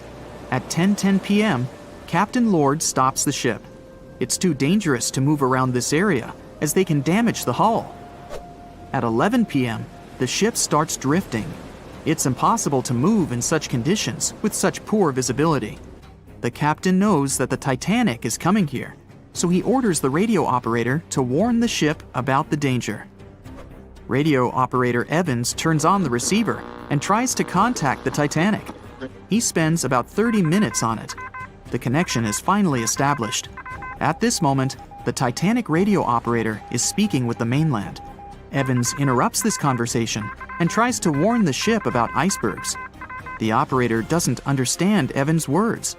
He's annoyed because Evans broke into the channel so brazenly. He shouts at Evans and cuts the connection. Tired, Evans turns off the receiver and informs his superiors about the incident. It's still a mystery how the captain reacted to this news. He probably thought the Titanic knew about the danger. He lets Evans go to bed. If Evans hadn't turned off the radio and waited 1 hour, he would have heard a distress signal from the Titanic. But you shouldn't blame him. At this point, he has no official reason to stay at the transmitter. Evans is too exhausted and can't fight drowsiness. So, Evans goes to bed. The Titanic begins to sink. Its captain sends a distress signal. The operator on board the Carpathia catches it, but the Californian doesn't, since the receiver is turned off. Captain Lord can't sleep. He feels that something is wrong. Meanwhile, the Titanic is rapidly sinking under the water. The captain gives the order to launch rockets into the air. And here is where one of the critical mistakes takes place. They release warning lights, but they are not red. The crew forgot to take red rockets on board for some reason, so they lit up the sky with a bright white light. If you need to send a distress signal, you need to release red lights. Captain Lord sees these lights, but doesn't perceive them as a cry for help. It can't be that there are no standard red rockets on such a massive ship as the Titanic. But, unfortunately, it can. Captain Lord thinks the Titanic is sailing away. Perhaps there is some unknown reason behind those white lights, but he doesn't really know. So, Captain Lord has no idea that the Titanic is sinking. He still decides to contact the ship, but this time, not through radio communication. Captain Lord doesn't wake up the radio operator and sends a signal to the Titanic through a signal lamp. It's important to understand that many old-school captains didn't take radio communication seriously. They didn't understand the value of this technology. That's why Captain Lord doesn't wake up Evans. He sends light signals, but the Titanic doesn't respond. Many survivors later mentioned seeing the flashing lights of the Californian, but there was nothing they could have done. The ship's crew doesn't hear their cries for help. At 2:20 a.m., the Titanic completely goes underwater. A little more than 2 hours later, radio operator Evans wakes up and turns the transmitter on. He hears many rescuers talking about the sunken ship. Evans understands everything. He reports this to the captain. At that moment, the Californian immediately heads to the wreck site. They meet Carpathia there. With the survivors on board, it sails towards New York. The Californian stays sailing and looking for people. They find nothing but wreckage. The Californian returns to the mainland. The news about the ship that could have saved the Titanic is spreading all over the country. The trial begins. Captain Stanley Lord and the crew tell their version. They say their ship had been standing still. Many people don't believe them, and some of the surviving passengers claim to have seen the Californians sailing by. Still, the judge declares them innocent. 1962. Captain Stanley Lord is a very old man. He calls a notary to confess something. The captain makes his last remark about this case. He swears he's not guilty. But if it wasn't the Californians sailing past the Titanic at that moment, then what? The Samson theory could answer that question for us. The sealing ship Samson is sailing in the cold waters of the North Atlantic. The crew aren't sleeping. They carefully study the surroundings, but not because they're afraid of icebergs. They're scared of meeting with the U.S. Coast Guard. The Samson ship's crew catch seals, which is illegal. At 12:45 a.m., Samson's captain sees white signal rockets. The team is sure it's the Coast Guard. They turn off the lights and sail away. It's dark, so they don't notice the sinking Titanic. They return to the coast of Iceland and hear about the disaster. They realize they have abandoned the drowning passengers. The nephew of one of Samson's crew members reads about this story in his uncle's diary. The nephew asks for permission to publish these recordings. All the people realize that Captain Lord wasn't guilty, but unfortunately, he didn't live to see this moment. Actually, it's still unknown who is guilty in this story. 2 ships were nearby the Titanic. Their captains were adequate people. They would have helped save all the passengers. Their fault was that they couldn't understand what the Titanic wanted on that dark night. Someone forgot to put red flares in the box. This small but fatal detail was one of the leading causes of the tragedy. The Bermuda Triangle is one of the most heavily traveled shipping routes in the world. Some skeptics believe that this fact solves the Bermuda Triangle mystery. Statistically, the busier the area, the higher the frequency of accidents and disappearances. While this makes sense, it's not the frequency of disappearances that's responsible for the mystery of the Bermuda Triangle. It's the lack of explanation or wreckage found. On his very first voyage to the New World in 1492, Christopher Columbus sailed through the Bermuda Triangle. Columbus reported that one night, when he was on the deck of the ship, he noticed a giant light appear in the distance, unlike anything he'd ever seen before. Columbus looked at his compass for direction, and it gave off erratic readings. You might have noticed that the Bermuda Triangle doesn't appear on any world map. This is because official institutions refuse to acknowledge that the area actually exists. No one exactly knows how many ships and planes have disappeared in the Bermuda Triangle. The rough estimate is 50 ships and 20 planes. Most of the time, the disappearances had no explanation and no wreckage has ever been left behind. When the TBF Avenger planes went missing, a massive search operation was conducted. Boats and planes searched the Bermuda Triangle for any signs of the aircraft. One of the boats searching was a PBM-5 Mariner airboat. The airboat took flight at 7:27 p.m. and called in a routine radio message 3 minutes later. Then, it was never heard from again. No trace was ever found of the rescue airboat or the 5 Avenger aircraft. A huge investigation was launched into the disappearance of all these vehicles, but nothing was ever discovered. The Bermuda Triangle is home to some pretty intense and unexpected weather. Storms build up quickly and unexpectedly, then disappear soon after. If you blink, you might miss it. This could explain why few distress signals are issued. Pilots and sailors never saw the weather coming. A popular theory suggests that rogue waves are responsible for the many disappearances. Rogue waves are called extreme storm waves by scientists. They occur when different weather patterns take place at the same time and cause large, unexpected waves that reach up to 100 feet tall. Witnesses say that the waves look like giant walls of water. These waves could explain why ships go down fast and without leaving any trace.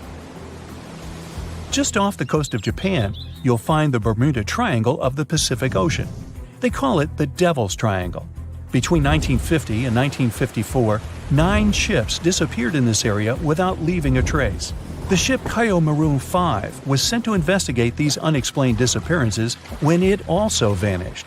After this incident, the Japanese authorities labeled the area as a danger zone, and sailors were encouraged to avoid it. Some people blame all disasters on the extraterrestrial paranormal activity. Others suppose it's all about raging natural phenomena. Some scientists believe the cause of anomalies is the environmental changes.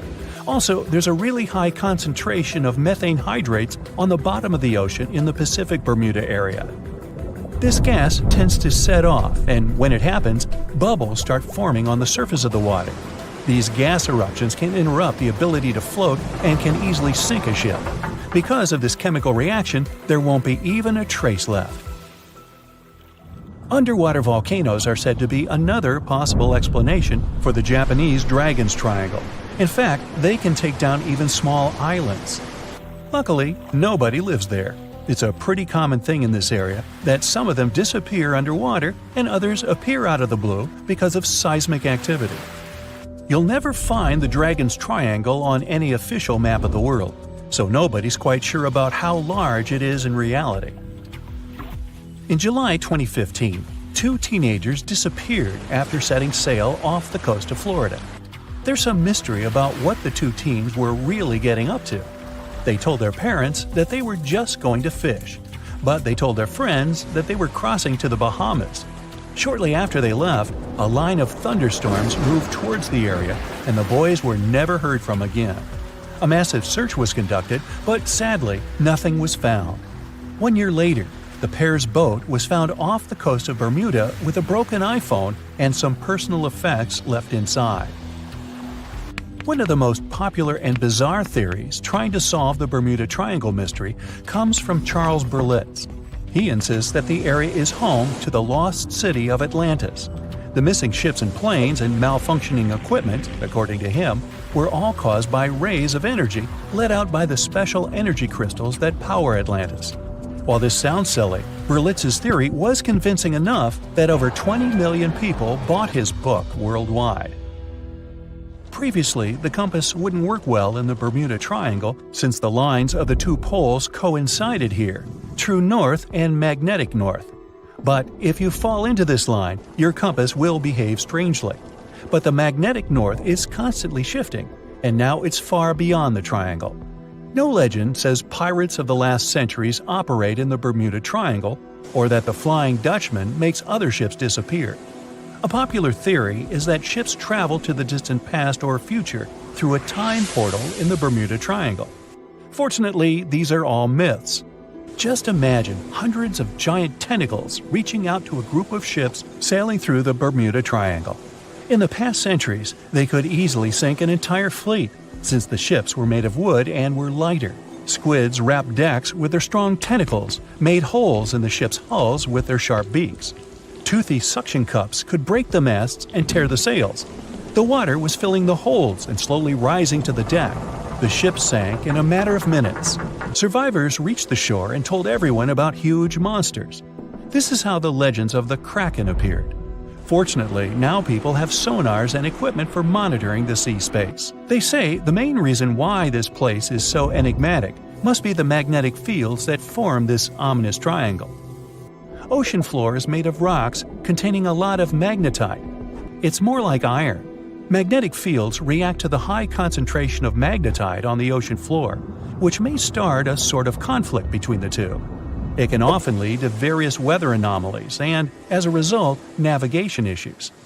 And naturally, any changes in the ocean floor or the Earth's magnetic fields influence the Bermuda Triangle a lot. Magnetic fields tend to shift their position, so do tectonic plates and even the continents, even though we never notice it. The skies are usually very clear there, but back in 1883, some people witnessed abnormal things in the area. Some claim to have seen large blocks of ice falling from the skies, and the crew even managed to save one as hard proof. Seems like the Bermuda Triangle has an alternate not only on Earth, but even in space. Spacecraft usually don't disappear into thin air though, like there's no air. This anomalous area is really large and stretches right above the South Atlantic. It occupies the area from Chile to Zimbabwe and sits right at the point where Van Allen radiation belts are the closest to the surface of our planet. The Earth has 2 such belts, which come in handy trapping the particles that shoot in from the sun. They do a great job protecting the Earth from radiation. The magnetic field there is lower, so it allows the Earth's radiation belt to come closer to the surface. Whenever a satellite passes by, it will be exposed to radiation, which might lead to serious damage. So, no satellite can take pictures of it. The South Atlantic anomaly is part of the Earth where natural radiation just flows out of control. Still, there is little evidence that all these triangles are really dangerous. Many believe the Bermuda Triangle itself has been proven time and again to be nothing but a work of fiction. In fact, some shipwrecks, such as the Ellen Austin, gained popularity in the middle of the 20th century, while nobody even thought of drawing a triangle in the Bermuda area before that. The mystery was popularized by science fiction writers and became a common myth, while no serious research proved it any more dangerous than other parts of the world's ocean. So, the crew of the Ellen Austin back in 1881 weren't even aware of the Bermuda Triangle back then, let alone afraid of it. What do you think?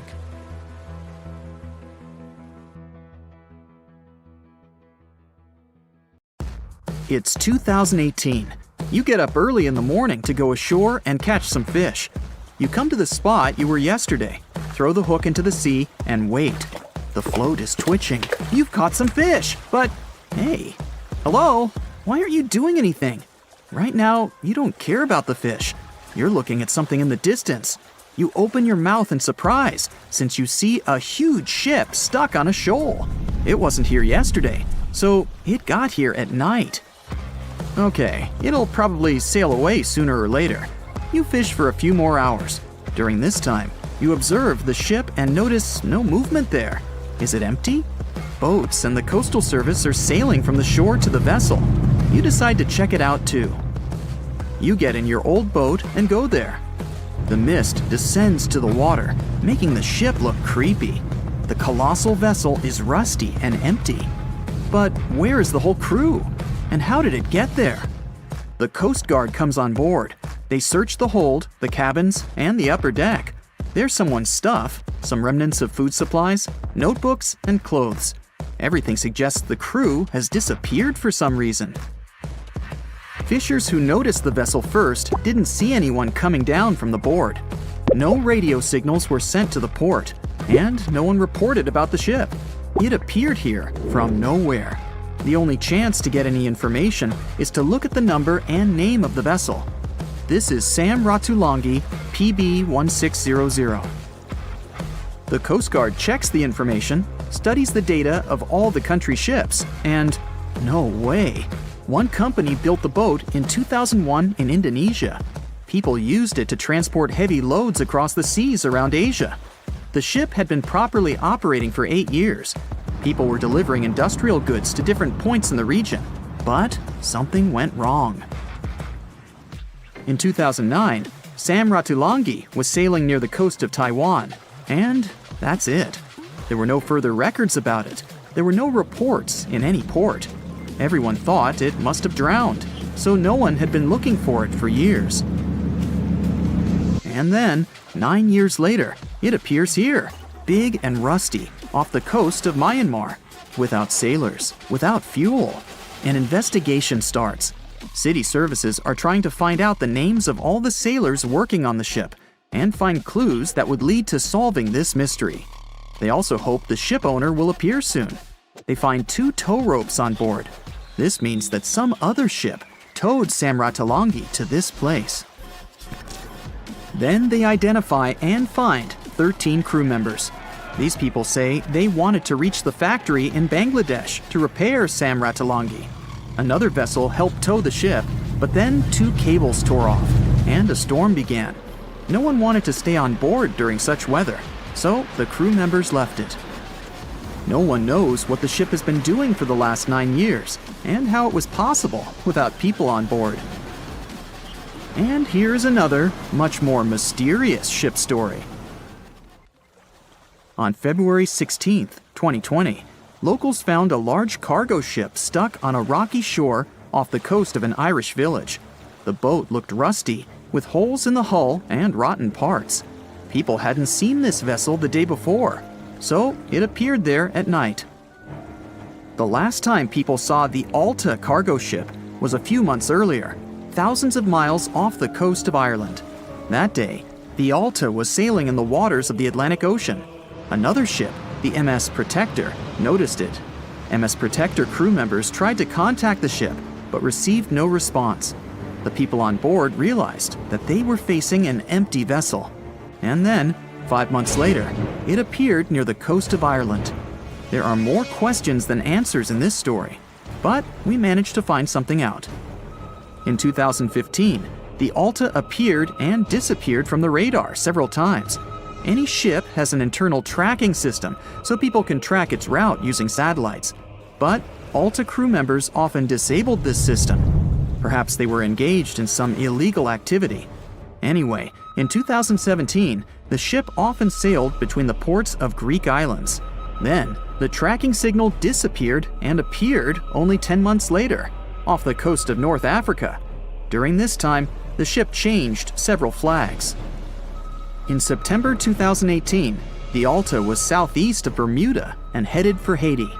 Then, the crew started facing problems. First, the main engine failed right in the middle of the Atlantic Ocean. The ship began to drift. Several days passed, but the crew members weren't able to repair it. They began to run out of food and water supplies. The situation got even worse when they found out that a hurricane was approaching the place. Fortunately, they managed to contact the U.S. Coast Guard. A helicopter flew to the Alta on October 2nd to bring them some supplies. There was enough food for several days. Then, a rescue boat sailed to the ship. It evacuated all the sailors and delivered them to Puerto Rico before the hurricane. The Alta had to drift alone in the ocean. After a while, another ship approached the Alta to tow it to the shores of Guyana. But at this moment, everything went wrong. Someone stole the boat, disabled the tracking system, and sailed away in an unknown direction. After almost a year, the MS Protector found the empty Alta in the waters of the Atlantic Ocean. And then, 9 months later, the ship without a crew sailed to the shores of Ireland. How did it manage to travel across the Atlantic and get to the coast of Ireland? It's still a mystery. Maybe it was just luck. No one else saw the ship all this time. It was just covering huge distances, surviving storms. Who's the captain? What happened to the thieves? Who owns the ship now? One day, someone called the village administration and introduced themselves as the vessel owner. But that unknown person didn't provide any evidence. They found several barrels of oil on the ship, which they took away by helicopter. The Alta was rusting. Corrosion of metal could damage the environment. The vessel had no commercial value, yet it would have taken millions to get rid of it. There were 3 options for what to do: leave the ship where it was, tow it into the sea and let it sink, or disassemble it for scrap. But nature had its own plans. Storms and strong waves split the hull into 2 parts. The Alta was drifting without a crew in the waters of the Atlantic Ocean for about 2 years. But this is nothing compared to a ship that was traveling for 38 years. The record belongs to the SS Baychimo.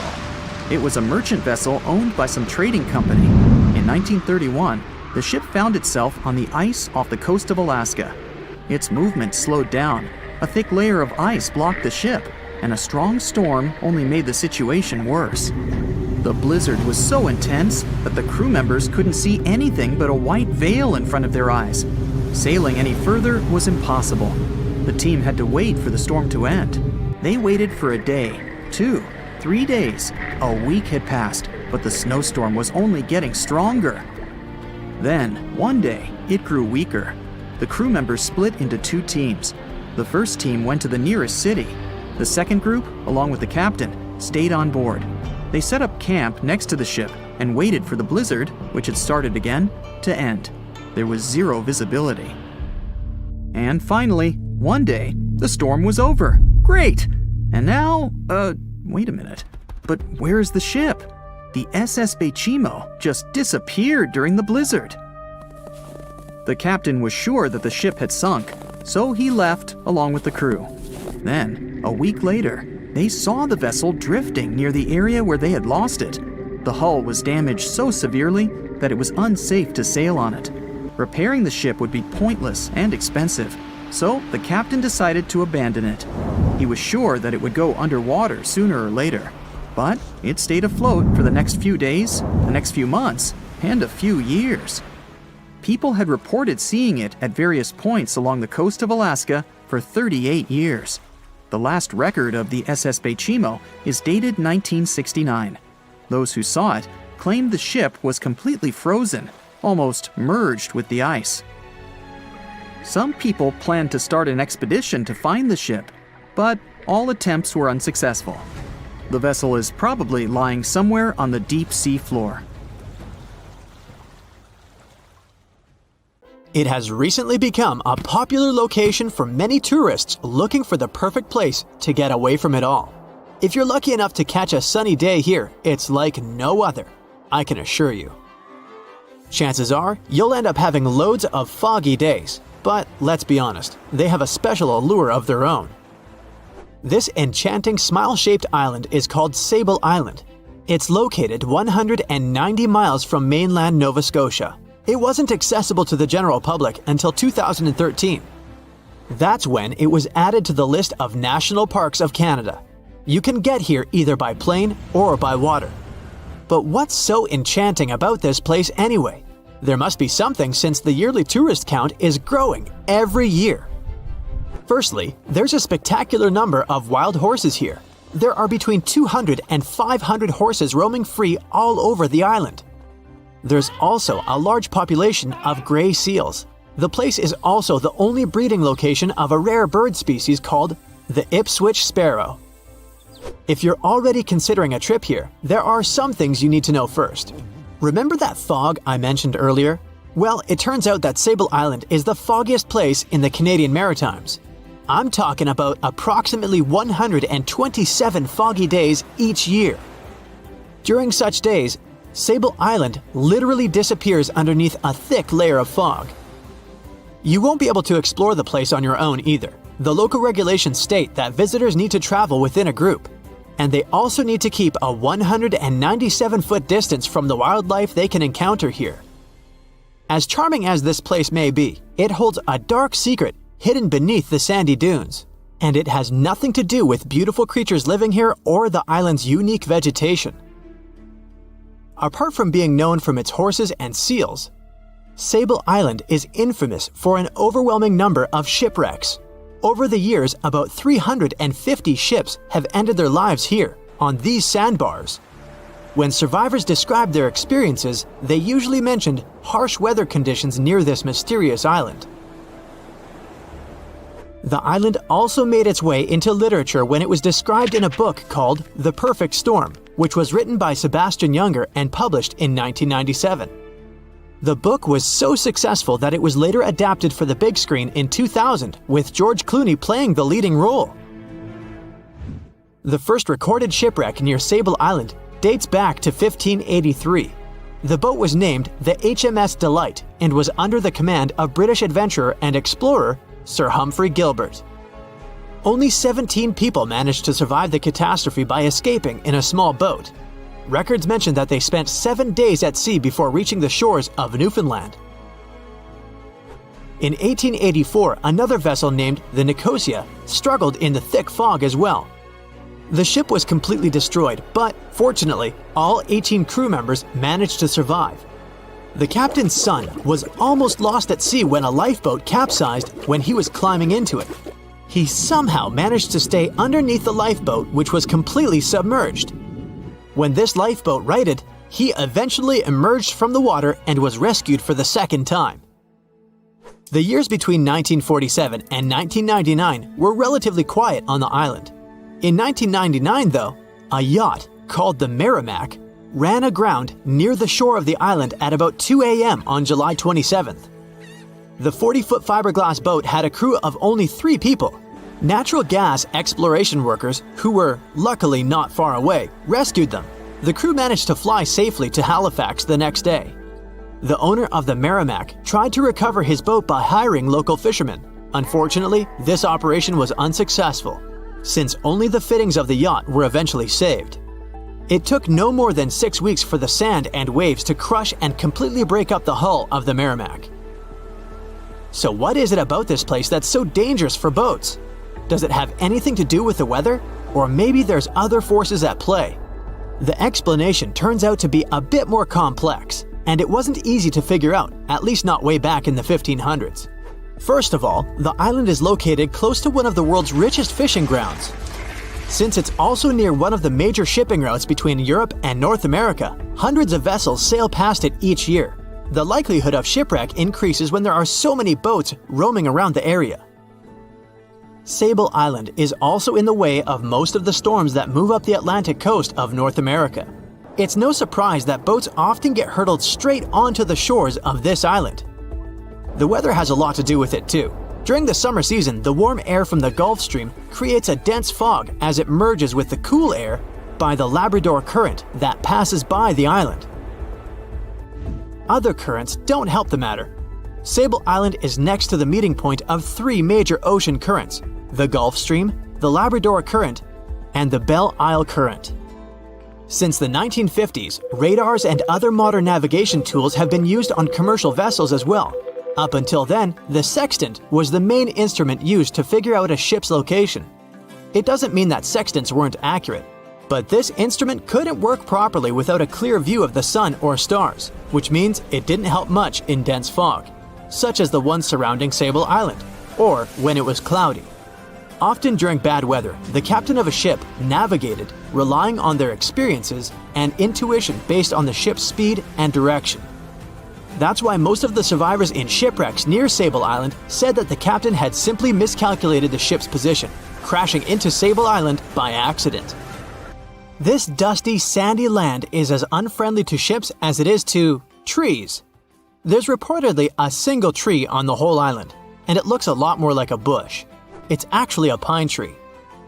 And since the famous island horses don't see it as much of a food source, it somehow managed to survive. Reports say that the tree was planted back in the 1950s. Local authorities were trying to grow a forest on the island to make it a bit more welcoming. They've planted tens of thousands of trees over the years, more than 69,000 evergreens, 600 fruit trees, and about 55 pounds of pine seeds, along with other plants which could survive the conditions on the island. But they were no match for the extreme weather and sandy soil. Out of all those plants, just one pine tree is still alive. Thanks to its resistance, it has even become a symbol of Sable Island. Interestingly, for around 40 years, the island also had just one inhabitant. Can you imagine that? One person living on a remote island for so many decades? It's the story of a woman called Zoe Lucas. She chose to surround herself with the only residents on the island: the horses, the gray seals, and the many species of birds. An esteemed naturalist, she mentioned in an interview she gave back in 2017 that she was used to living on the island and that she never got lonely. To survive here, she had to put together an essentials kit. It included a notebook to take notes and a pair of binoculars to study the wildlife. You can safely assume she wasn't scared of the intimidating surroundings, since she decided to eventually call this place home. At first, Zoe wanted to set up camp on one end of the island, near some abandoned buildings. But eventually, she settled in a wooden house near a bunch of sand dunes. A Canadian institution called the Meteorological Service of Canada put together the simple construction back in the 1940s. Parks Canada operates the building these days. Zoe's work included gathering as much data on the local horse population as possible. It could help scientists better understand how they managed to adapt to the unfriendly environment. She also helped gather the debris that made it to the shore to help track pollution levels. Among all the rubbish that she collected, there was a refrigerator and a crate full of fresh peppers. Some other specialists eventually started working rotating shifts on Sable Island to offer the brave woman a little bit of company now and then. In 1945, 5 TBF Avenger aircraft took flight for a routine training exercise around the Bermuda Triangle. In the middle of the exercise, the planes were struck by intense rain and heavy winds, despite the clear weather forecast. The pilots became extremely disoriented and radioed the base to report that their navigational equipment had stopped working. The last thing the base heard was, "When the first plane drops below 10 gallons, we'll all go down together," and then static. The 5 planes and their 14 crew members were never seen or heard from again. On his very first voyage to the New World in 1492, Christopher Columbus sailed through the Bermuda Triangle. Columbus reported that one night when he was on the deck of the ship, he noticed a giant light appear in the distance, unlike anything he had ever seen before. Columbus looked at his compass for direction, and it gave off erratic readings. You might have noticed that the Bermuda Triangle doesn't appear on any world map. This is because official institutions refuse to acknowledge that the area actually exists. A popular theory suggests that rogue waves are responsible for the many disappearances.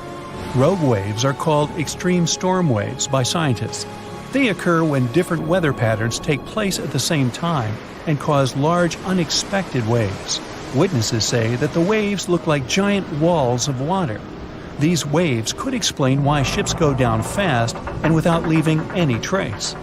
The Bermuda Triangle is home to some pretty intense and unexpected weather. Storms build up quickly and unexpectedly, then disappear soon after. If you blink, you might miss it. This could explain why few distress signals are issued.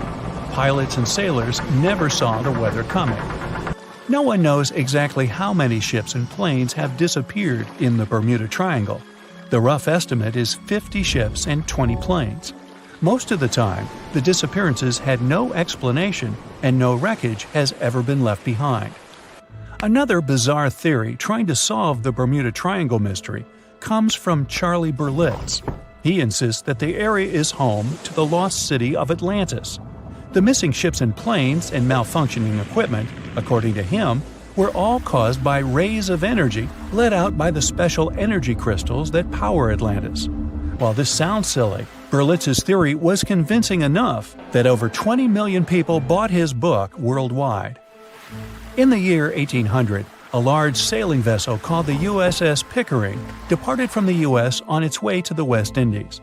The ship sailed into the Bermuda Triangle along with its 90-man crew and was never heard from again. The USS Pickering was the first ever confirmed ship to vanish in the Bermuda Triangle. It's believed that the ship was taken out by a storm, but because no wreckage was ever found, we'll never know for sure. When the TBF Avenger planes went missing, a massive search operation was conducted. Boats and planes searched the Bermuda Triangle for any signs of the aircraft. One of the boats searching was a PBM-5 Mariner airboat. The airboat took flight at 7:27 p.m. and called in a routine radio message 3 minutes later. Then, it was never heard from again. No trace was ever found of the rescue airboat or the 5 Avenger aircraft. An enormous investigation was launched into the disappearance of all these vehicles, but nothing was ever discovered. This particular area of the ocean is one of the most heavily traveled shipping routes in the world.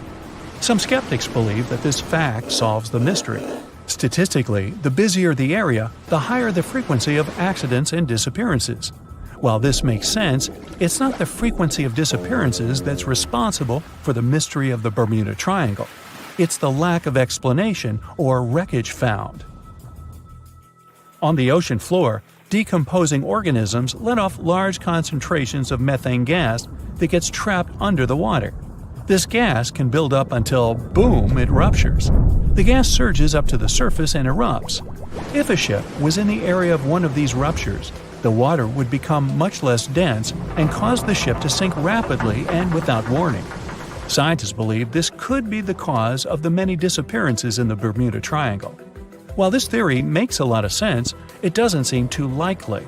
The U.S. Geological Survey has stated that no large releases of gas are believed to have occurred in this area for the past 15,000 years. The ocean floor is made of rocks containing a lot of magnetite. It's more like iron. Magnetic fields react to high concentrations of magnetite on the ocean floor, which may start a sort of conflict between the two. It can often lead to various weather anomalies and, as a result, navigation issues. And, naturally, any changes in the ocean floor or the Earth's magnetic fields influence the Bermuda Triangle a lot. Since the magnetic field is constantly moving, it might be also taking the Bermuda Triangle with it. Now that people know where the triangle is, it's easy to avoid it. It supposedly moves eastward together with the magnetic poles, but scientists still can't answer where exactly it will be in a couple of years. Some people blame all the disasters on the extraterrestrial paranormal activity. Others suppose it's all about raging natural phenomena. There's another triangle in Lake Michigan. Just like the one near Bermuda, the Michigan Triangle got its shady reputation for some disappearances. The first recorded one dates back to 1679. A large vessel, one of the largest of that time, set out on an expedition, yet once it got in the sinister triangle, it never came back. Much later, an aircraft disappeared in this triangle. The skies are usually very clear there, but back in 1883, some people witnessed abnormal things in the area. Some claim to have seen large blocks of ice falling from the skies, and the crew even managed to save one as hard proof. Meanwhile, the Pacific Ocean Mystery Area is another sinister triangle.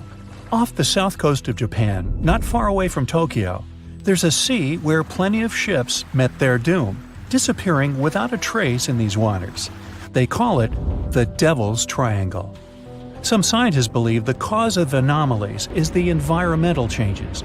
Also, there's a really high concentration of methane hydrates on the bottom of the ocean in the Pacific Triangle area. You're deviating from your original course and sailing in the wrong direction. There's the Caribbean Sea near the triangle, peppered with small islands. The seafloor here isn't deep. The ship can get in shallow waters. And now the ship is stuck on a shoal, and you have no idea where you are.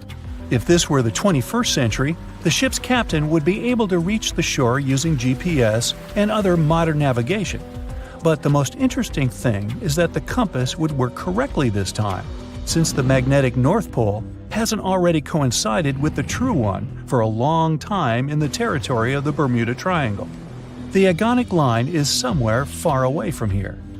There are no problems with navigation now, but for some reason, this is where ships disappear. In fact, not just here. Throughout the Atlantic Ocean, there are places where many more ships were gone.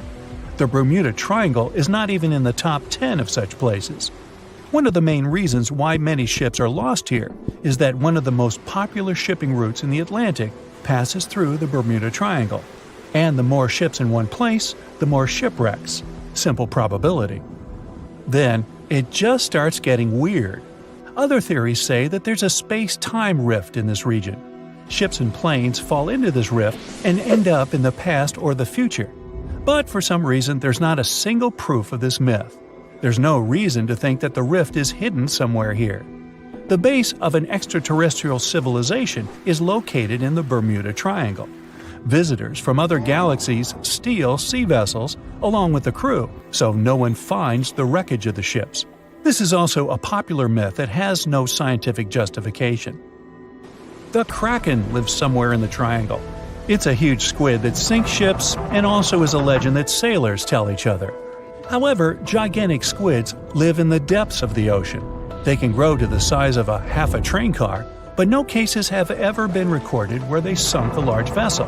And in the area of the Bermuda Triangle, they have never ever been seen. People in the past didn't know about the existence of these creatures, so when they saw them for the first time, they described them as huge, terrible monsters. Giant squids are some of the most elusive creatures on Earth, and scientists had to use sonar equipment to find them. They don't like to leave the dark depths and are likely to be afraid of the sound of any ship. So, that should squash the squid as a suspect. Thick fog is rising over the ocean as the sun is slowly sinking towards the horizon. It's hard to see further away than a few dozen feet, but that's enough to notice a hulking, skeletal shape in the distance. As your ship approaches the figure, your heart beats faster, and then you make out the details of another vessel, abandoned by the looks of it. Ghost ships do exist, and their mysteries aren't always solved. Take MV Hoita, for example. It was a wooden vessel built in 1931 as a luxury yacht. It had served well to various people over 20 years before it was bought by a Samoan sailor and became a merchant ship. In 1955, though, Hoita's service came to an abrupt and mysterious end. On October 3rd, it set sail for another trading voyage that should have taken no more than 48 hours. Delays happen in the sea, so when Hoita didn't arrive on October 5th as scheduled, there was little worry yet. But then it failed to come on the following day too. There was no distress signal or any other sign of Hoita's presence anywhere between its departure and arrival points.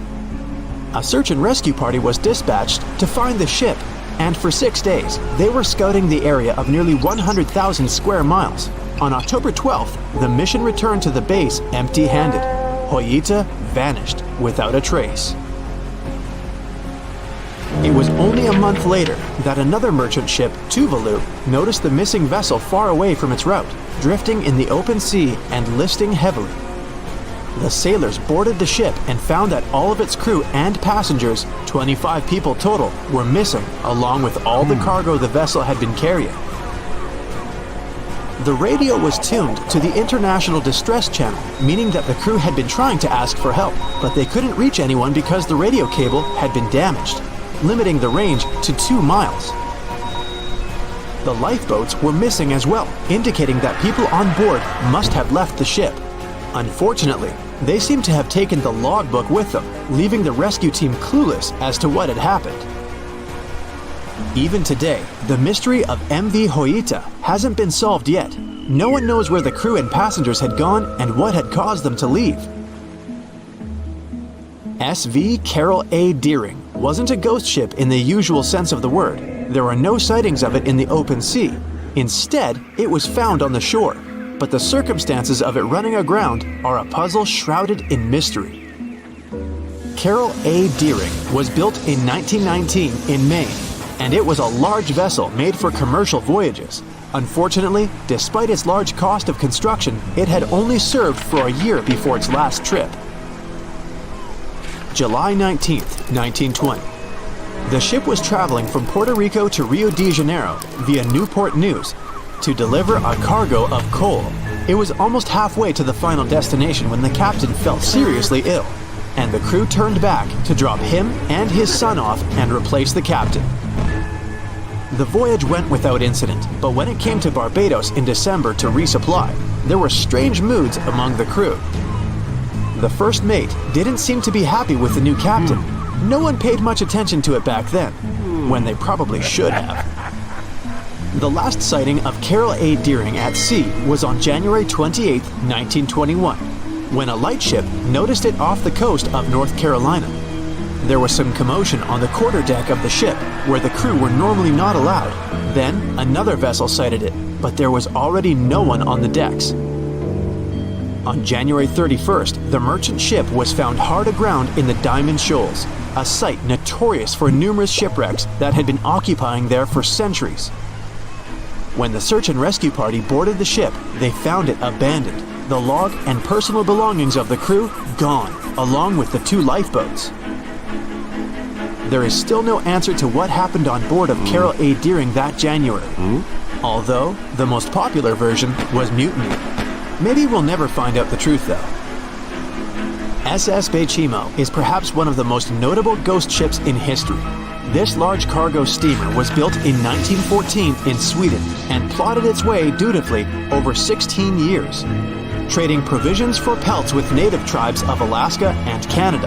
But then, on October 1st, 1931, Baychimo got caught in pack ice. At first, it seemed the crew would be able to wait it out and continue on their route because the ship broke free in a couple of days. But in less than a week, it became caught again, this time for good. In another week, a rescue party was sent to fetch 22 of the Baychimo's crew, while another 15 remained behind to wait through the winter if necessary and get the ship back. But a month later, after a powerful blizzard struck their camp, the sailors went out of their shelters only to find the ship gone. Luckily, a few days later, a native hunter told that Baychimo hadn't been lost yet. He'd seen it about 45 miles from where they had been stationed. They managed to track it down, but decided the ship wouldn't survive the winter. So they took the most valuable cargo from its hold and abandoned it. They were wrong though. SS Baychimo did survive that winter, and many more that followed. When the ice broke, it sailed away on its own, drifting listlessly along the shores of Canada and Alaska. There were numerous sightings of the ghost ship, sometimes adrift in the open sea, and at other times stuck in the pack ice again. People attempted to board and salvage it, but weather conditions or lack of equipment always prevented them. SS Baychimo was last sighted by native Alaskans in 1969, 38 years after its abandonment. What became of it later remains unknown. The story of SS Orang Medan is one of the most puzzling and harrowing ghost ship stories of the 20th century. No one even knows for sure if the ship even existed in the first place. It wasn't recorded in Lloyd's Shipping, the International Register of Ships, which makes it either a tall tale or a vessel that avoided being officially recognized for some shady reasons. In any case, the accounts as to what happened to the Medan vary. According to most reports, it was carrying some unknown cargo in the Indonesian waters when a distress call was received by another ship in the vicinity. The officer on duty heard an SOS message, but its contents are different depending on the accounts. The message did not repeat, and the crew of Medan didn't answer to any attempts to contact it back. The ship that received the distress call hurried to the rescue, but they only reached the vessel the following day, when it was already drifting and slightly listing. When the rescuers boarded the ship, they found that none of the crew had survived. However, one lifeboat was missing, which implied that there was at least one crew member who managed to escape. What happened to the rest of the people on board remains a mystery to this day. Still, there are no hard facts about this story, so we might never find out whether SS Orang Medan was actually a ship and not a thing of fiction. SV Sabrina was a 3-mast sailing barge built in 1873 for river trade ships in South America. She served for well over 4 decades, proving to be a sturdy and reliable ship. It was later transferred to Europe, where it continued serving its purpose well. But then, in October 1917, Sabrina set sail on a regular voyage only to be found ashore several days later. Mysteriously, although the ship was perfectly intact, the entire crew of 5 and the captain were gone. There is no direct evidence or hard facts as to what really happened that day. The most convincing theory is that the crew were washed away from the deck because of an underwater explosion. And then the ship sailed ahead without them, but the truth, as always, remains unknown. The year was 1854, and the SS Arctic, the fastest passenger liner of its time, set out to cross the Atlantic.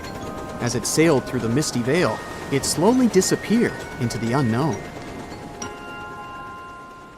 The Collins Line, an American shipping company, was started in 1818 and only began seriously trading in the transatlantic by 1835. Its steamships crossed the Atlantic from Liverpool to New York within just 10 days. Doesn't sound like a great speed today, I know, but back then, the same thing took other ships several weeks. Light on the water with their wooden hulls, powering through with a strong steam engine, those steamships were the favorite choice for many high-profile people. What could go wrong with such an advanced ship, they thought. This reminds me of some other ship everyone believed to be unsinkable. But anyway, back to the Collins Line. It grew to be a serious contender on transatlantic routes, with only one other competitor, the Cunard's Line. It was a British company also aiming to be the main force through the Arctic Passage. In 1835, the company received a new ship that traveled to Liverpool and came back to New York with the largest cargo ever at that time. From then, the Collins Line was steadily growing. It seemed like there would only be future successes for it. Unfortunately, their lavish ships became costly to run with the amount of coal used.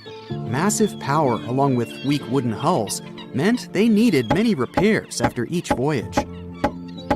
So, every trip ended up being expensive. But since the ships were safe and had a great reputation, people were willing to pay the price, and the company was definitely not in crisis. They had achieved something no one had managed to do before them. Like I told you, their ships crossed the Atlantic in a whopping 10 days, and Edward Collins, the owner, was very determined to maintain the pace. Their 5 ships easily outran the Cunard's Line of only 3. With this great praise, it provided more attention.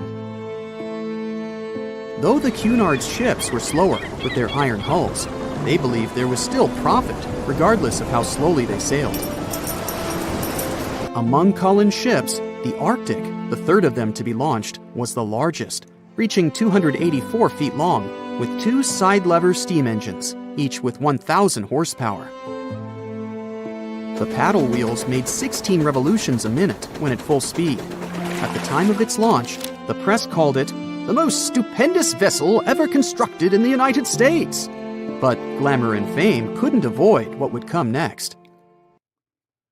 On the 27th of September, the Arctic was on its journey from Liverpool to New York, continuing a speed pace through the thick fog. It's possible that by that moment, after 4 years of record-breaking trips, the crew became overconfident with their sailing and the ship. Going only 50 miles from Newfoundland, they carelessly continued through the fog with no radio contact, sonar, or any other form of identifying objects, equipped only with Morse code. A smaller ship, the SS Vesta, which operated as a fishing vessel, often worked around Newfoundland. It was passing through the same path as the Arctic and crashed into its side. Shocked by the collision, the captain of the Arctic offered help to the much smaller Vesta, but it was soon clear that the damage that seemed minor on the Arctic was far worse. Beneath the waterline, a hole was letting water into the hull. The cost of the much faster wooden hull now seemed less valuable. They steered toward land, trying to plug the holes, but they weren't doing so well, and the seawater continued to pour in, filling up higher and pushing the ship down. And finally, once the engine room was full, it put out the boilers, taking away the massive power the Arctic was once legendary for. They moved slowly until coming to a complete stop. The ship continued to sink, and the order was to abandon it. At the time, maritime law allowed for the Arctic to carry only 6 lifeboats, only capable of saving 180 people. The crew and some of the passengers managed to push their way aboard and took most of the seats on those boats. Things were pretty wild, and everyone forgot about their manners, not letting the ladies and the youngest ones board first. It took 4 hours for the Arctic to sink. 150 crew and 250 passengers were on board. Those that weren't able to find a lifeboat made a desperate attempt to build their own rafts from parts of the ship. 2 days later, only 3 boats made it safely to the shore. The other 3 were never found. Believe it or not, the rescue party also saved some people that had been clinging to the wreckage for 2 days. Unlike the crew, the captain went down with the Arctic, but amazingly survived. He would be only one of 85 people that made it, out of the 400 on board. When the news arrived 2 weeks later, the public responded with great sadness to the losses. Great anger soon followed towards the poor safety measures in the crew. The press published demands to change the laws for more lifeboats. It only made sense to have enough for every person on board a ship. But they ignored those requests. This neglect would lead to more disasters in the future. Enough lifeboats would only come into maritime law some 60 years later, after the disaster of the Titanic. Edward Cullen's wife and 2 children were also aboard the ship and didn't return. He was heartbroken, but didn't stop running his business. The Collins line still had a reputation to uphold, the biggest, fastest, and most luxurious on the Atlantic. Edward Collins would now build an even better ship than any other. It was named the Adriatic, and it was the largest ship in the world, 354 feet long. With 2 alternating steam engines that had never been built of this size.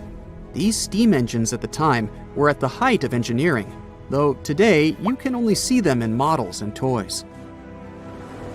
With the new addition of 2 masts, the Adriatic would also be able to sail if needed. Luckily, they made some lessons from the disaster of the Arctic. But before their new ship, the Adriatic, was built, another disaster had occurred. The sister ship of the Arctic had also sunk. They believe this second ship was desperate to stay in front of the Cunard's line and hit an iceberg somewhere during the race. This weird contest took the lives of 141 people. The desperation of Collins and his weakly built hulls pushed the company towards bankruptcy in 1858. The newly built Adriatic, costing over $1 million, had only made one voyage in the end. And even that voyage was considered a disaster. The ship collided with a tugboat. It still managed to finish its maiden voyage at a suitable time. After the company had gone bankrupt, they had to sell the ship for only $50,000. They removed the great giant engines, replacing them with only sails. Although it was once the greatest ship on the high seas, it was only 30 years later until it was abandoned, labeled irreparable, and anchored in a river. The other remaining ships were also sold and only used for parts. Edward Collins left the industry altogether, seeking work on dry land instead. As the Collins line was no longer in the mix, the Cunards would grow in strength. Without competition, they would win the Blue Riband for the next 30 years, and 180 years later, after producing hundreds of ships. They still have a constant presence on the seas as they provide transatlantic crossings, world voyages, and leisure cruises. To this day, the Cunard Line is the only one to run ships between Europe and America, and it's great proof that it's not always the fastest that's the best. They say nothing is ever lost, and it's true. Let's discover ships frozen in time. The first one is truly fascinating. Here, the Antikythera shipwreck. It's a Greek trading ship from the 1st century BCE. It's located on the east side of the Greek island of Antikythera and at the merging point of the Aegean and Mediterranean seas. Around 2,000 years later, in 1900, a group of Greek sponge divers discovered the wreck. They were going to Tunisia, yet they were forced to find shelter from a storm on a nearby island.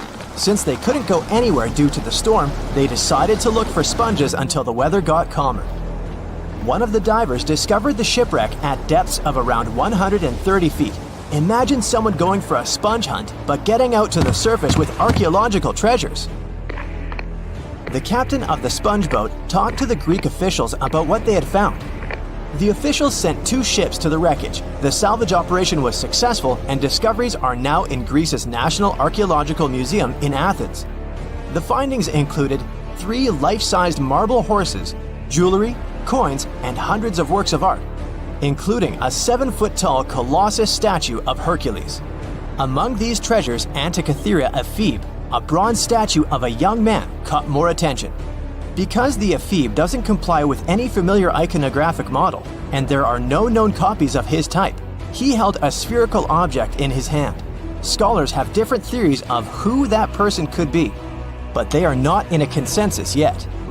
More than 70 years later, Jacques-Yves Cousteau and his team went to the area and recovered hundreds more artifacts and the remains of 4 people.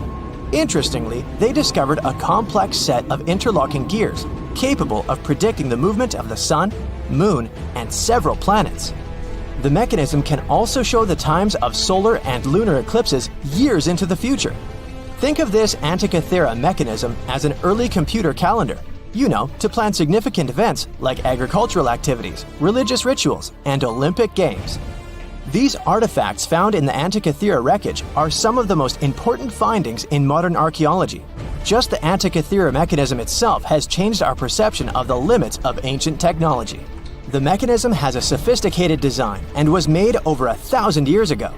After all these amazing discoveries, experts believe that the wreckage site has remained largely unexplored and is mostly because of its location and the landscape of the seafloor on which the ship rests. The wreck is too deep for scuba divers but too shallow to use something like a submersible. A survey made on the seafloor in 2012 showed evidence of a second wreck about 800 feet to the south. It's clear that this area has a lot to offer humanity. What would happen if those sponge hunters didn't go to the area?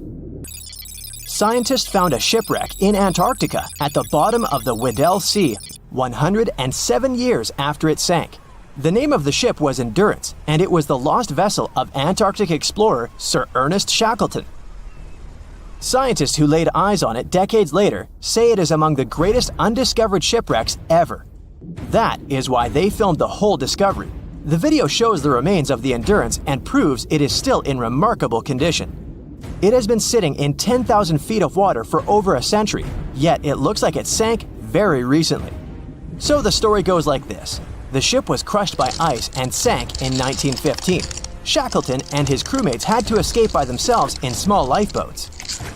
From then on, it was all about survival. Shackleton imagined to get his crew to safety. Then, the ship sank. Yes, this is a pretty impressive story. But why did scientists prize this ship? Firstly, Shackleton's Imperial Trans-Antarctic Expedition sailed to make the first land crossing of Antarctica. Yes, the crew was trapped in ice, but the intention was important. Secondly, it's about the challenge itself of finding the shipwreck. The Weddell Sea is almost always covered in thick sea ice. You know, the same ice that made the Endurance sink. Getting near the presumed sinking location is super hard, let alone being able to conduct research. Experts of the modern expedition team foresaw the time when the lowest extent of Antarctic sea ice would come using satellite images.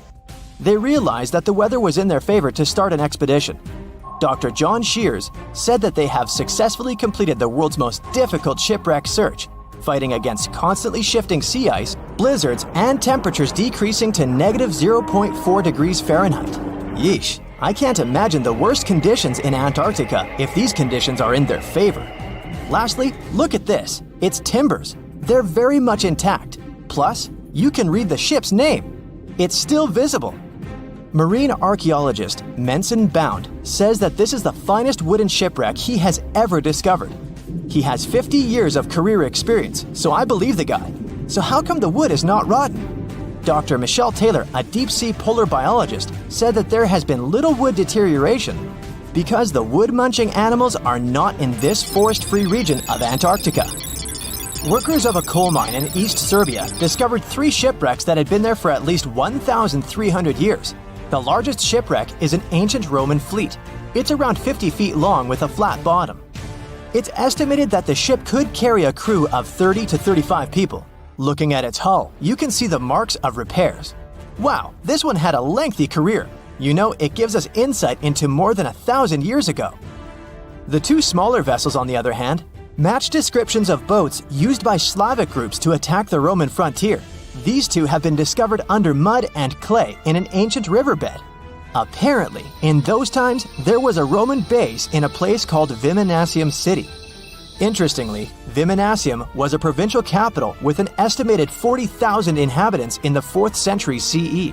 For comparison, it was even larger than Pompeii. The Kostelach coal mine is a center of hidden gems. Archaeologists had found evidence of ancient human and animal activity here before. For instance, in 2012, experts found bones of at least 5 woolly mammoths, which went extinct about 10,000 years ago. Canadian archaeologists found a ship 150 years after it went missing in the Canadian Arctic waters. This merchant ship is called HMS Investigator. It was purchased in 1848 to search for the explorer Sir John Franklin's ship that got lost in the Northwest Passage expedition. So, HMS Investigator left Britain in 1850 for this rescue operation. The expedition crew, captained by Robert McClure, sailed the Investigator into the water. He realized that he was in the final leg of the Northwest Passage, the sea route across North America. But before he could sail into the Beaufort Sea, the 122-ton ship itself got stuck in the thick ice. The crew spent the winter over the Prince of Wales Strait. The following summer, McClure tried again to sail to the end of the passage, but the ice blocked his way once more. Here, too, the crew was forced to leave the ship. He steered the crew into the Bay of Mercy. There, they were to remain until 1853 when the crew of the HMS Resolute rescued them. Imagine a crew of 60 people who had to spend 3 winters in the Arctic without even knowing if they would survive. Later on, the ship was found sitting upright in about 36 feet of water. It was in very good condition. Arctic water has prevented the outer deck of the vessel from deteriorating quickly. The outline of the ship and its timber can be clearly seen. Plus, archaeologists have uncovered artifacts on land left by the sailors. They had unloaded everything before abandoning the Investigator. 3 sailor graves and 1 British naval shipwreck had also been discovered in the area. I wonder what else they could find there. Wow, it's the only place where 1 minute you're learning 17 natural ways how to get rid of houseflies, and the next, you're taking an epic journey straight into a black hole. More than 10 billion with a B views in total. That's 47 billion minutes watched, or more than 70,000 years. That's all the way back to the Ice Age. No, I wasn't around then. 40,000 videos, hundreds of topics, and most importantly you, a whole 44 million of you. Our viewers. We could populate an entire country if we wanted to. We'd like to continue helping you learn and giving you useful skill improvement tips. Got a thirst for knowledge? We've prepared 4 masterclasses on creating a 2D character animation from scratch, 10 hours of video lessons, practical tasks using professional software, and additional materials that you can use with your own projects. Get the full course now and create your own animated masterpiece. The sea, this unrelenting water beast, has been defying all attempts to tame it for centuries. Many ships driven by the wind have gone through the harshest parts of the world. Some have survived the struggle with the sea, and many have come off second best. It's the year 1834. A ship called the Pilgrim is setting a course to sail from California to Boston. The journey will venture around South America and then past Cape Horn of Chile. Richard signs up as a merchant seaman aboard the Pilgrim. This is his first voyage at sea. The crew tells Richard stories of the Drake Passage off Cape Horn, a route that's legendary for its dangers. Countless ships and sailors have disappeared in those waters. Since Cape Horn's discovery in 1526, it's quickly become known to all those that have sailed around it as the ultimate test of any mariner's skill and of any ship's strength. Those that have survived the journey call Cape Horn a sailor's nightmare. Jack the helmsman, a salty veteran, steers the ship towards this most dangerous of all routes. Jack has been aboard the Pilgrim since it was first commissioned in 1825. He's passed by the Horn many times, each time learning a different lesson from the tests provided by the sea. The Pilgrim has been refitted since its past voyage a year ago. Richard values Jack's experience, given that it's his first journey at sea. Jack assures Richard of his confidence in the Pilgrim, even though it's just a small wooden brig with 2 masts. Jack's aware that wooden vessels are gradually becoming outdated, replaced by new steam-powered ships. But Jack prefers the maneuverability of the Pilgrim and would take it over the steel ships any day. Richard is excited to be aboard. There's so much to explore in life as a merchant seaman, but the guy struggles to acquire his sea legs on the boat. Forceful winds make the Pilgrim move faster, providing Richard with a quick introduction to life at sea. At the same time, nothing can prepare him for what is to be experienced at Cape Horn. It's the southernmost point of land before Antarctica. The gap between the icy continent and Cape Horn holds the infamous Drake Passage, approximately 700 miles between Cape Horn and the Antarctic Peninsula. Strong winds provide an uninterrupted, steadfast journey toward the Horn. But, as Jack tells Richard, the winds are more concentrated at the Drake Passage. They create a funneling effect, becoming stronger and more unpredictable. Richard is unsure of what this might mean for the Pilgrim, but understands that there's no easier route to travel around South America. A few days pass. The Pilgrim sails by the many islands that make up the western coast of Chile. Although the sea has been relatively calm, Richard continues to deal with his lack of sea legs. His movements are still not very graceful. The constant, ever-swaying deck rises and falls, and Richard finds it hard to get used to the motion. Random large waves hit the Pilgrim from every angle. The ship is quickly approaching Cape Horn.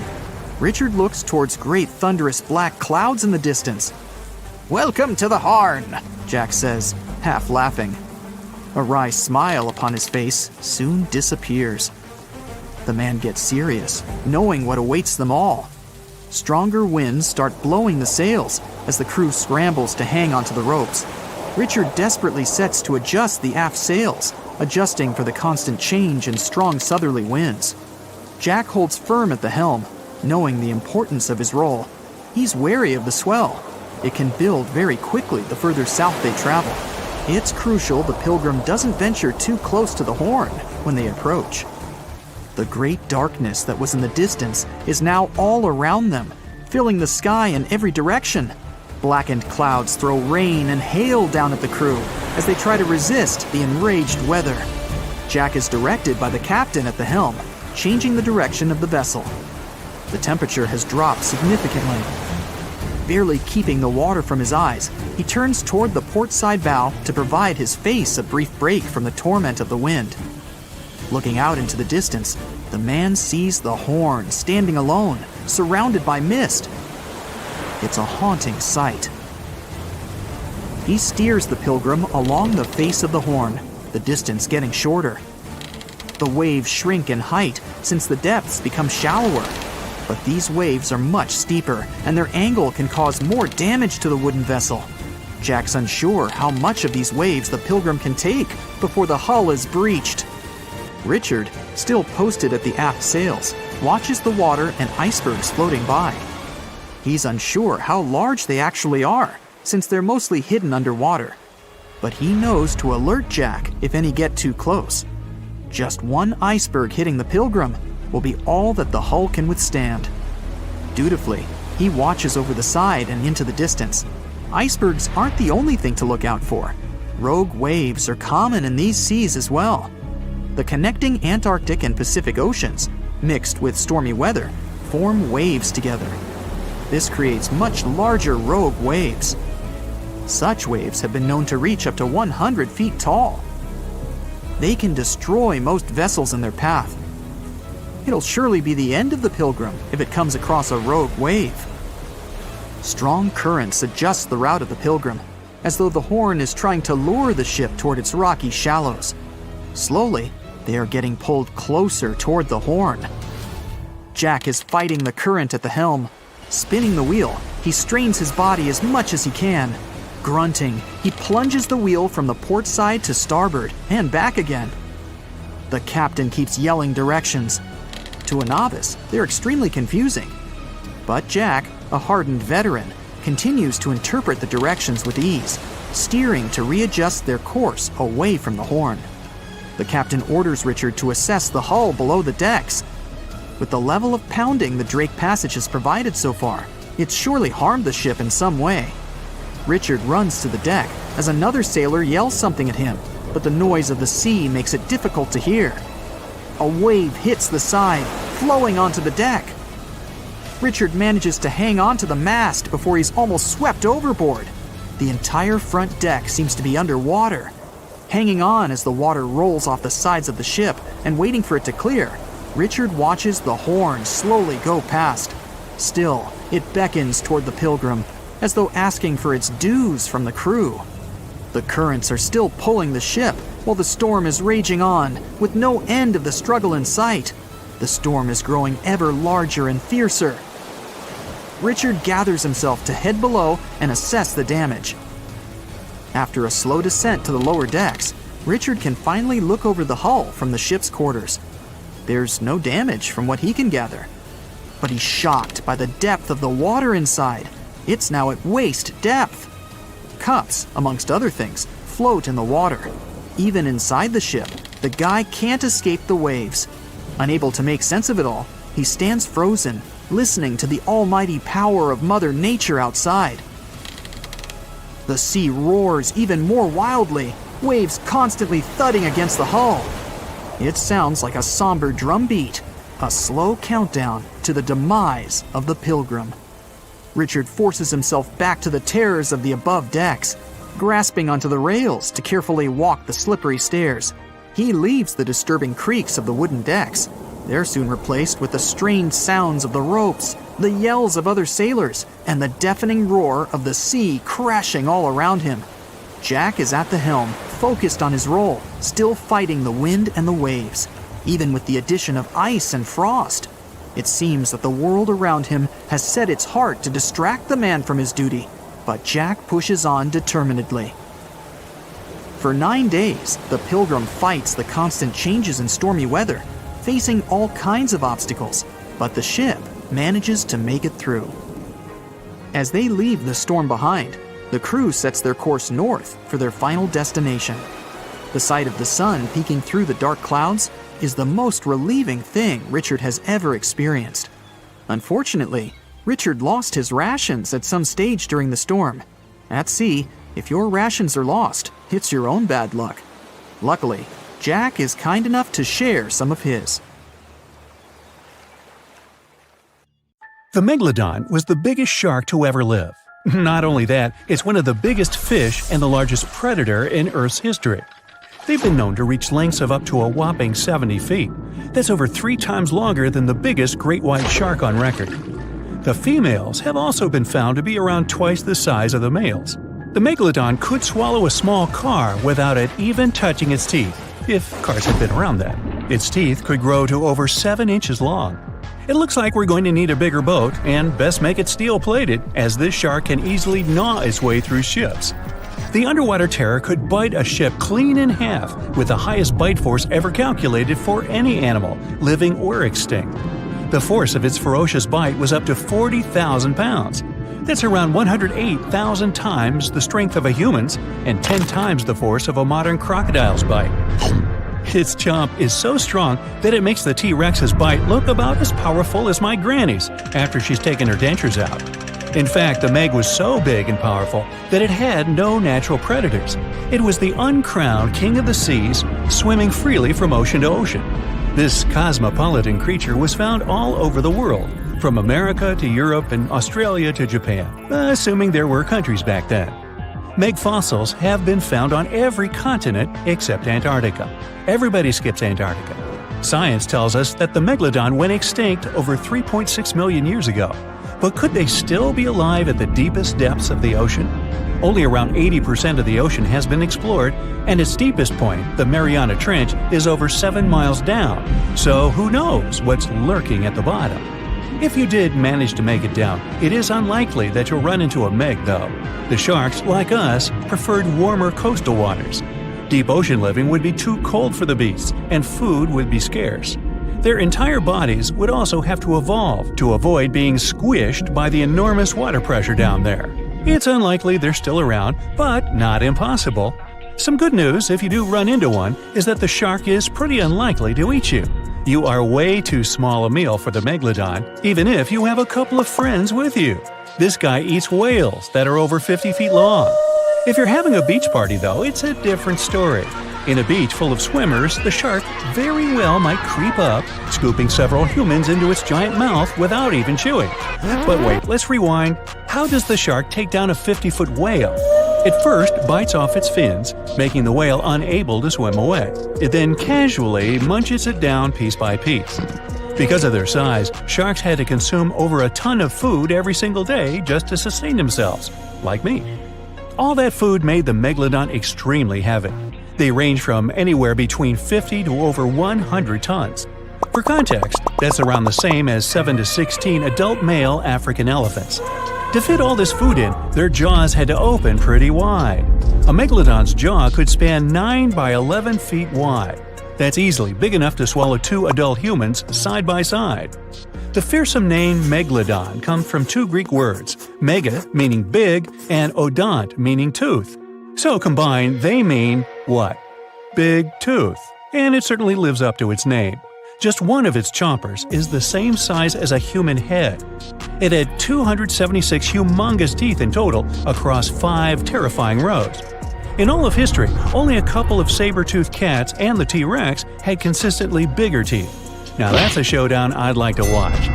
The megalodon vanished millions of years ago, leaving only huge teeth to be found by modern archaeologists. They literally disappeared with very few traces left. Scientists believe that, over time, sea levels dropped and the ocean temperatures went down rapidly. Over a third of all marine life was wiped out as the oceans cooled, and a number of animals at the bottom of the food chain plummeted. This had a catastrophic effect on the hungry predators at the top. Sorry guys. It became way too cold for these sun-loving sharks too, which made it difficult for them to reproduce since they gave birth in warm waters. The megalodon is usually described as a sort of giant great white shark, but this is just a common myth. In fact, the ancestors of today's great white existed at the same time as the Meg, but they weren't best buddies and were even in competition with each other. The great white shark was a better hunter, using its smaller size and agility to snap up the Meg's prey quickly. They were also known to eat Meg pups, who were only half their size. This didn't help the whole extinction thing. Even infant megalodons were huge, coming in at just under 7 feet. While a great white was no match for an adult Meg in a head-to-head fight, they sure weren't scared of stealing their food. This only left the bigger fish and whales for the Meg, but its food supplies began to run out as the whales swam to the cooler new seas. The whales adapted to prefer the colder temperatures, leaving our friend the Meg behind. The megalodons either starved or were frozen into extinction by the Ice Age. Rather than a great white, the megalodon is more like a modern bull shark. It had a short snout, flat lower jaw, and huge pectoral fins to support its massive weight and size. As scary as they are, these sharks were actually caring family guys. Several megalodon nursery areas have been discovered in Florida, Maryland, and Panama. They gave birth to their young in shallow water environments. We know this from discovering loads of tiny megalodon teeth found in these areas. Gee, I wonder if they had nannies too. But how come there are so many megalodon teeth out there for us to analyze? Well, due to their messy, aggressive eating habits, sharks regularly lose their teeth. They lose a set of teeth every 1 to 2 weeks. That's 40,000 teeth in a lifetime. They must rake in a fortune from the tooth fairy. Because of this, their teeth were continuously raining down to the ocean floor. Luckily for us, they're also the hardest part of a shark skeleton, which is why so many teeth have survived and become fossilized. It's fair to say that the first discoveries of the Meg's teeth confused people. Early discoverers thought the Meg's teeth were petrified tongues of ancient serpent creatures. They even used to call them tongue stones. It's also a common myth that the megalodon was around at the same time as the dinosaurs, although this would have been pretty cool. The dinosaurs were wiped out around 66 million years ago, but the megalodons came much later. The oldest Meg fossil is only around 23 million years old, but it's tricky to pinpoint the exact date. After all, calendars weren't invented yet. They became extinct way before humans even evolved. The earliest Homo sapiens, which is a fancy name for the first humans, emerged about 2.5 million years ago. But what if the megalodon shark didn't go extinct? Whale populations have dropped drastically since these guys were last around, so there'd be way fewer whales for them to chomp down on. Whales have also gotten a lot smarter and learned new defensive moves, making them way harder to take down. It's estimated that they ate around 12 tons of food each day. If they were still around and eating that much, they'd be forced to eat smaller fish, and there'd be barely enough big fish for us humans to survive on. The naughty megalodons would also be able to track fishing boats and steal the fish that they worked hard to collect. It's safe to say we'd see a lot less fish in the aisles of your neighborhood supermarket. As our ocean temperatures are heating up again, the sharks would also thrive and reproduce faster than ever. There'd be more and more of these giant eating machines in the water, reducing our fish supply even more. It would also cause massive problems for cargo ships and cruising vessels. Imagine coming into contact with one of these bad boys while you're sunbathing on the deck. Even beachgoers would be hard hit. Megalodons give birth in shallow waters, so many of our favorite beaches would quickly become dangerous shark nursing grounds. Hey, where did that beach volleyball game go? They were playing just a moment ago. Giant container ships are responsible for much of the global trade. Thanks to them, you receive your orders from overseas, sooner or later. But they do have a problem just like any mechanical vessel. They tend to break down. That's where these little bad boys come in. Tugboats are meant to help any stranded vessel that either lost power or sustained any technical or physical damage. Besides being salvage vessels, tugboats also help guide ships when they dock. Since these ships are massive, underline, they require little tugboats to survey the surroundings and help them navigate to dock properly. They also serve as firefighting boats in case a fire breaks loose in the ship. Many of these cargo ships already have a system to stop fires, but tugboats provide extra help in case the fire gets out of control. Many cargo ships pass through below zero regions like the Arctic, and face plenty of obstacles, or icicles. Tugboats to the rescue again. They can make the first move by breaking the ice, so that the vehicle can pass through without damaging itself or delaying its course. They also help large ships move through narrow areas. On March 23, 2021, the Ever Given, one of the largest container ships in the world, got stuck in the Suez Canal for 6 days. It froze global shipping of almost $10 billion of trade in a day. The Suez Canal is one of the most important routes for trading, but happens to be quite narrow for its purpose. To put that into perspective, it's like the Empire State Building getting lodged in the middle of a busy freeway. So, if you were wondering why your delivery was late during that month, it's probably because of that incident. The bottom of the ship nearly touched the floor of the canal. In the early morning of March 23rd, the weather was acting up.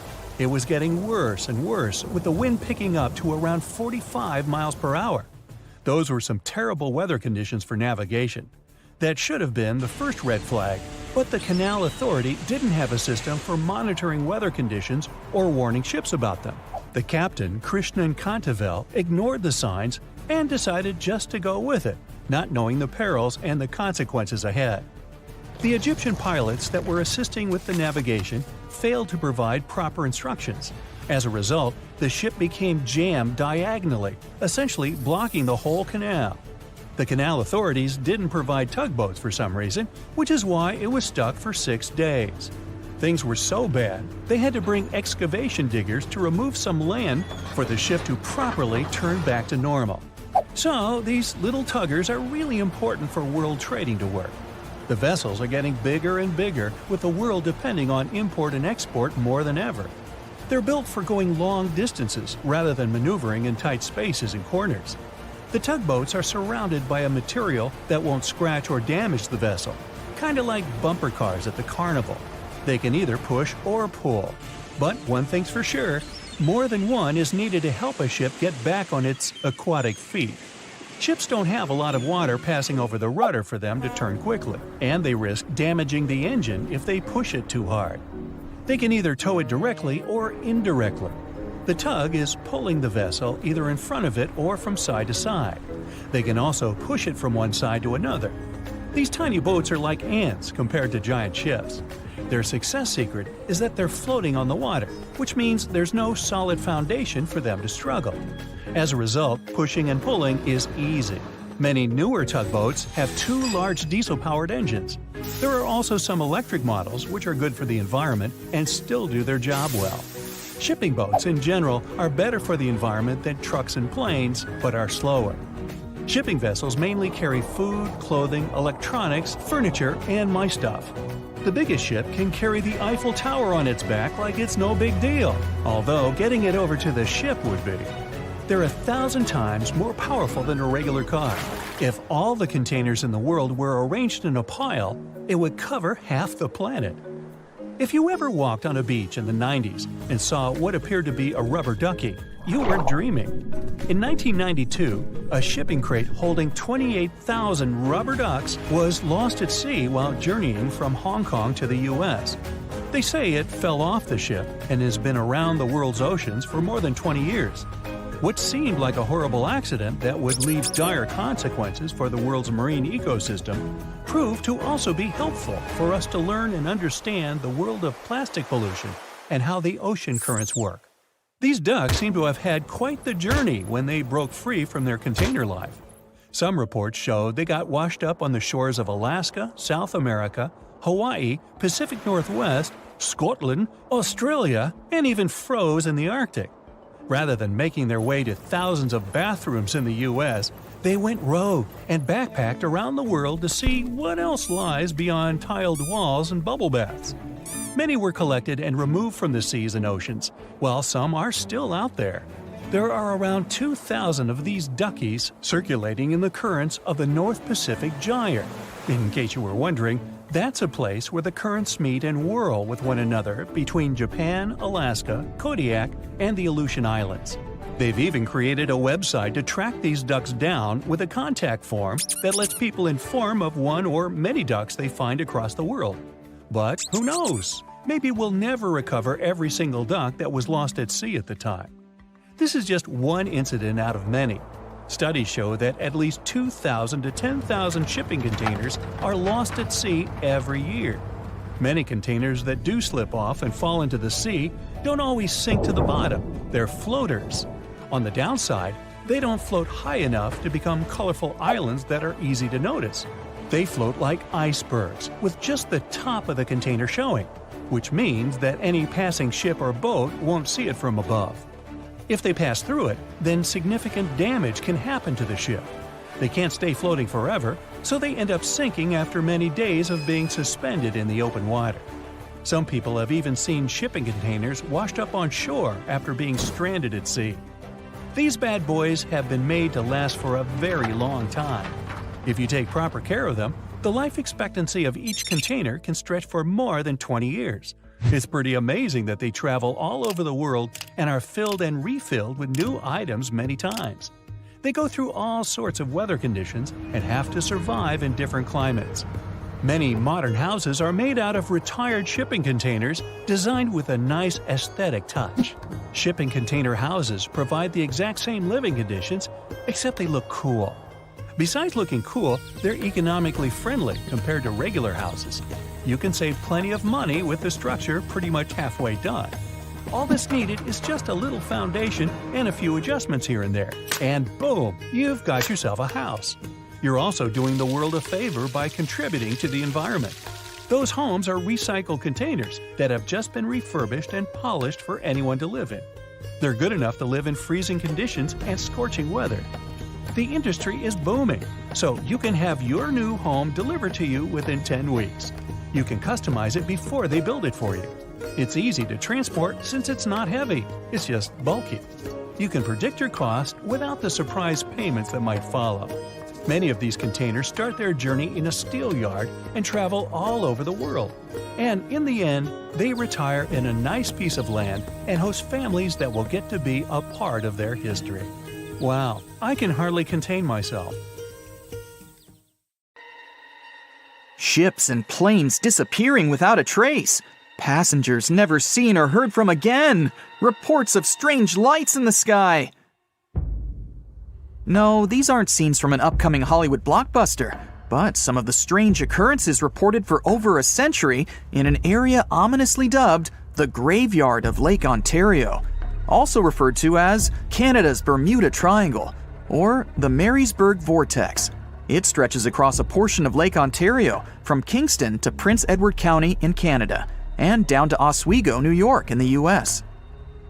The tales about this area can be as chilling as the frigid lake water on which they took place. The most unsettling story involves the schooner called the Bavaria. It was 1889, and the ship was being towed across the lake. Rough waters severed the tow rope, and the Bavaria floated away. Luckily, the schooner was later found safe and fully intact. But there was one thing missing: the crew! Not a single person was found on board. What makes the story even more bizarre is that the dinner table was set, a loaf of bread was discovered, freshly baked, and the captain's money and his papers were fully accounted for. There was even a pet canary happily chirping away as if nothing was amiss. What happened to the crew? We may never know. And this was not a unique incident. Just over a decade later, in 1900, 3 ships, the Annie Minnis, the Picton, and the Acacia, were sailing across the lake. But only 2 would make it to their final destination. The third one, the Picton, was speeding ahead of the others when it simply vanished. According to a cook on the Annie Minnis, we were well out into the lake and making good time when all of a sudden we saw the Picton's topsails coming off, and then her lower sails settled, and then, while we stood and watched, the Picton just disappeared. It's possible that the ship sank, as there was some wreckage later seen in the water, but the ship itself was never found, and none of its crew ever located. A few weeks later, a bottle with a note inside was discovered in Sackett's Harbor, New York. The note was from Captain Sidley of the Picton. "Have lashed Vesey to me with heaving line, so that we will be found together." Vesey was the captain's 12-year-old son. The note creates more questions than answers. If the witnesses were correct, the ship's disappearance was quite quick. When did Captain Sidley know he was in danger? Why not signal for help if he had any warning? And when did he have time to write a note, bottle it, and tie himself to his son? It truly is a mystery. And it was not just ships that ran afoul of the strange forces in the area. Planes also struggled to make it through in one piece. In 1975, Ron Scott flew out from the Picton Airport in his Cessna 172. As he entered the Marysburg vortex, his plane banked to the side. For several seconds, he was unable to right the plane, but once he did, the same force banked him to the other side. Again, he was stuck there for a few seconds, unable to control his plane. A skilled pilot, he had never experienced anything like it before. He was certainly luckier than Royal Canadian Air Force pilot Barry Allen Newman. Newman was at the same spot back in 1952, when he lost control of his jet and crashed into the lake. To this day, his body has not been found. In total, over 270 ships and at least 40 planes have met a tragic end in this area. And adding to the mystery, sometimes people report a series of bright lights or orbs, or a dark ship hovering in the sky. These are even harder to explain. Witnesses willing to report them are adamant they are true. Sid Wells said he watched a strange shape like a multifaceted diamond slowly spinning in the sky, and then it just disappeared. Others claim to have seen it too. Of course, the Marysburg vortex is just one of several places around the world known as vile vortices, a term coined by biologist and writer Ivan T. Sanderson. He discovered 12 other equally spaced areas on the surface of Earth where funny things happen. The best known of these, of course, is the dreaded Bermuda Triangle. Situated in the Atlantic Ocean between Bermuda, Florida, and Puerto Rico, it has been blamed for the disappearance of thousands of people. They went in, on boats or in planes, but they never came out. Even the explorer Christopher Columbus experienced the mystery of the Bermuda Triangle during his first voyage to America in 1492. He said the compasses pointed in the wrong direction, the sea levels seemed to change dramatically, and he even spotted strange lights in the sky. In 1918, the USS Cyclops, which was one of the US Navy's biggest fuel ships, disappeared there. Since the 309 crew members were declared lost at sea when the Cyclops vanished, it's seen as the largest loss of life in the history of the US Navy in a single incident. At the time, the weather was good. The one message sent that day from the ship indicated no issues or concerns, and a distress signal was never sent. A thorough naval investigation followed. Its conclusion? Many theories have been advanced, but none that satisfactorily accounts for the ship's disappearance. In other words, the investigators were stumped. There's also the Dragon's Triangle, located in the Pacific Ocean. The most disturbing story involves a group of Japanese vessels that disappeared in the 1950s. When researchers were sent to investigate what happened, they too disappeared. In each case, it's impossible to truly know what occurred, and it's easy to get caught up in stories of giant sea monsters lurking beneath the waves. Who doesn't like a good scare? And Sanderson was willing to accept the possibility of such stories being true. He believed the vile vortices that he studied could be explained by anything from a wrinkle in the space-time continuum to magnetic abnormalities to underwater people. Of course, Sanderson was not only a huge fan of strange places, he also wrote about strange creatures like Bigfoot and the Loch Ness Monster. His skills as an impartial scientist are questionable, though. In 1948, he claimed that some 3-toed footprints found at Clearwater Beach in Florida were proof of 15-foot-tall penguins, arguing that they were impossible to fake. In 1988, Tony Singerini revealed that he and his friend, attaching some cast-iron feet to his high-top sneakers, were behind the giant penguin hoax. So maybe Sanderson isn't the most reliable source after all, but there are also some very compelling and wholly natural explanations.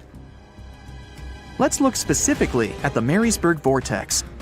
It's entirely possible that ships like the Bavaria and the Picton were done in by a mix of bad luck and bad weather.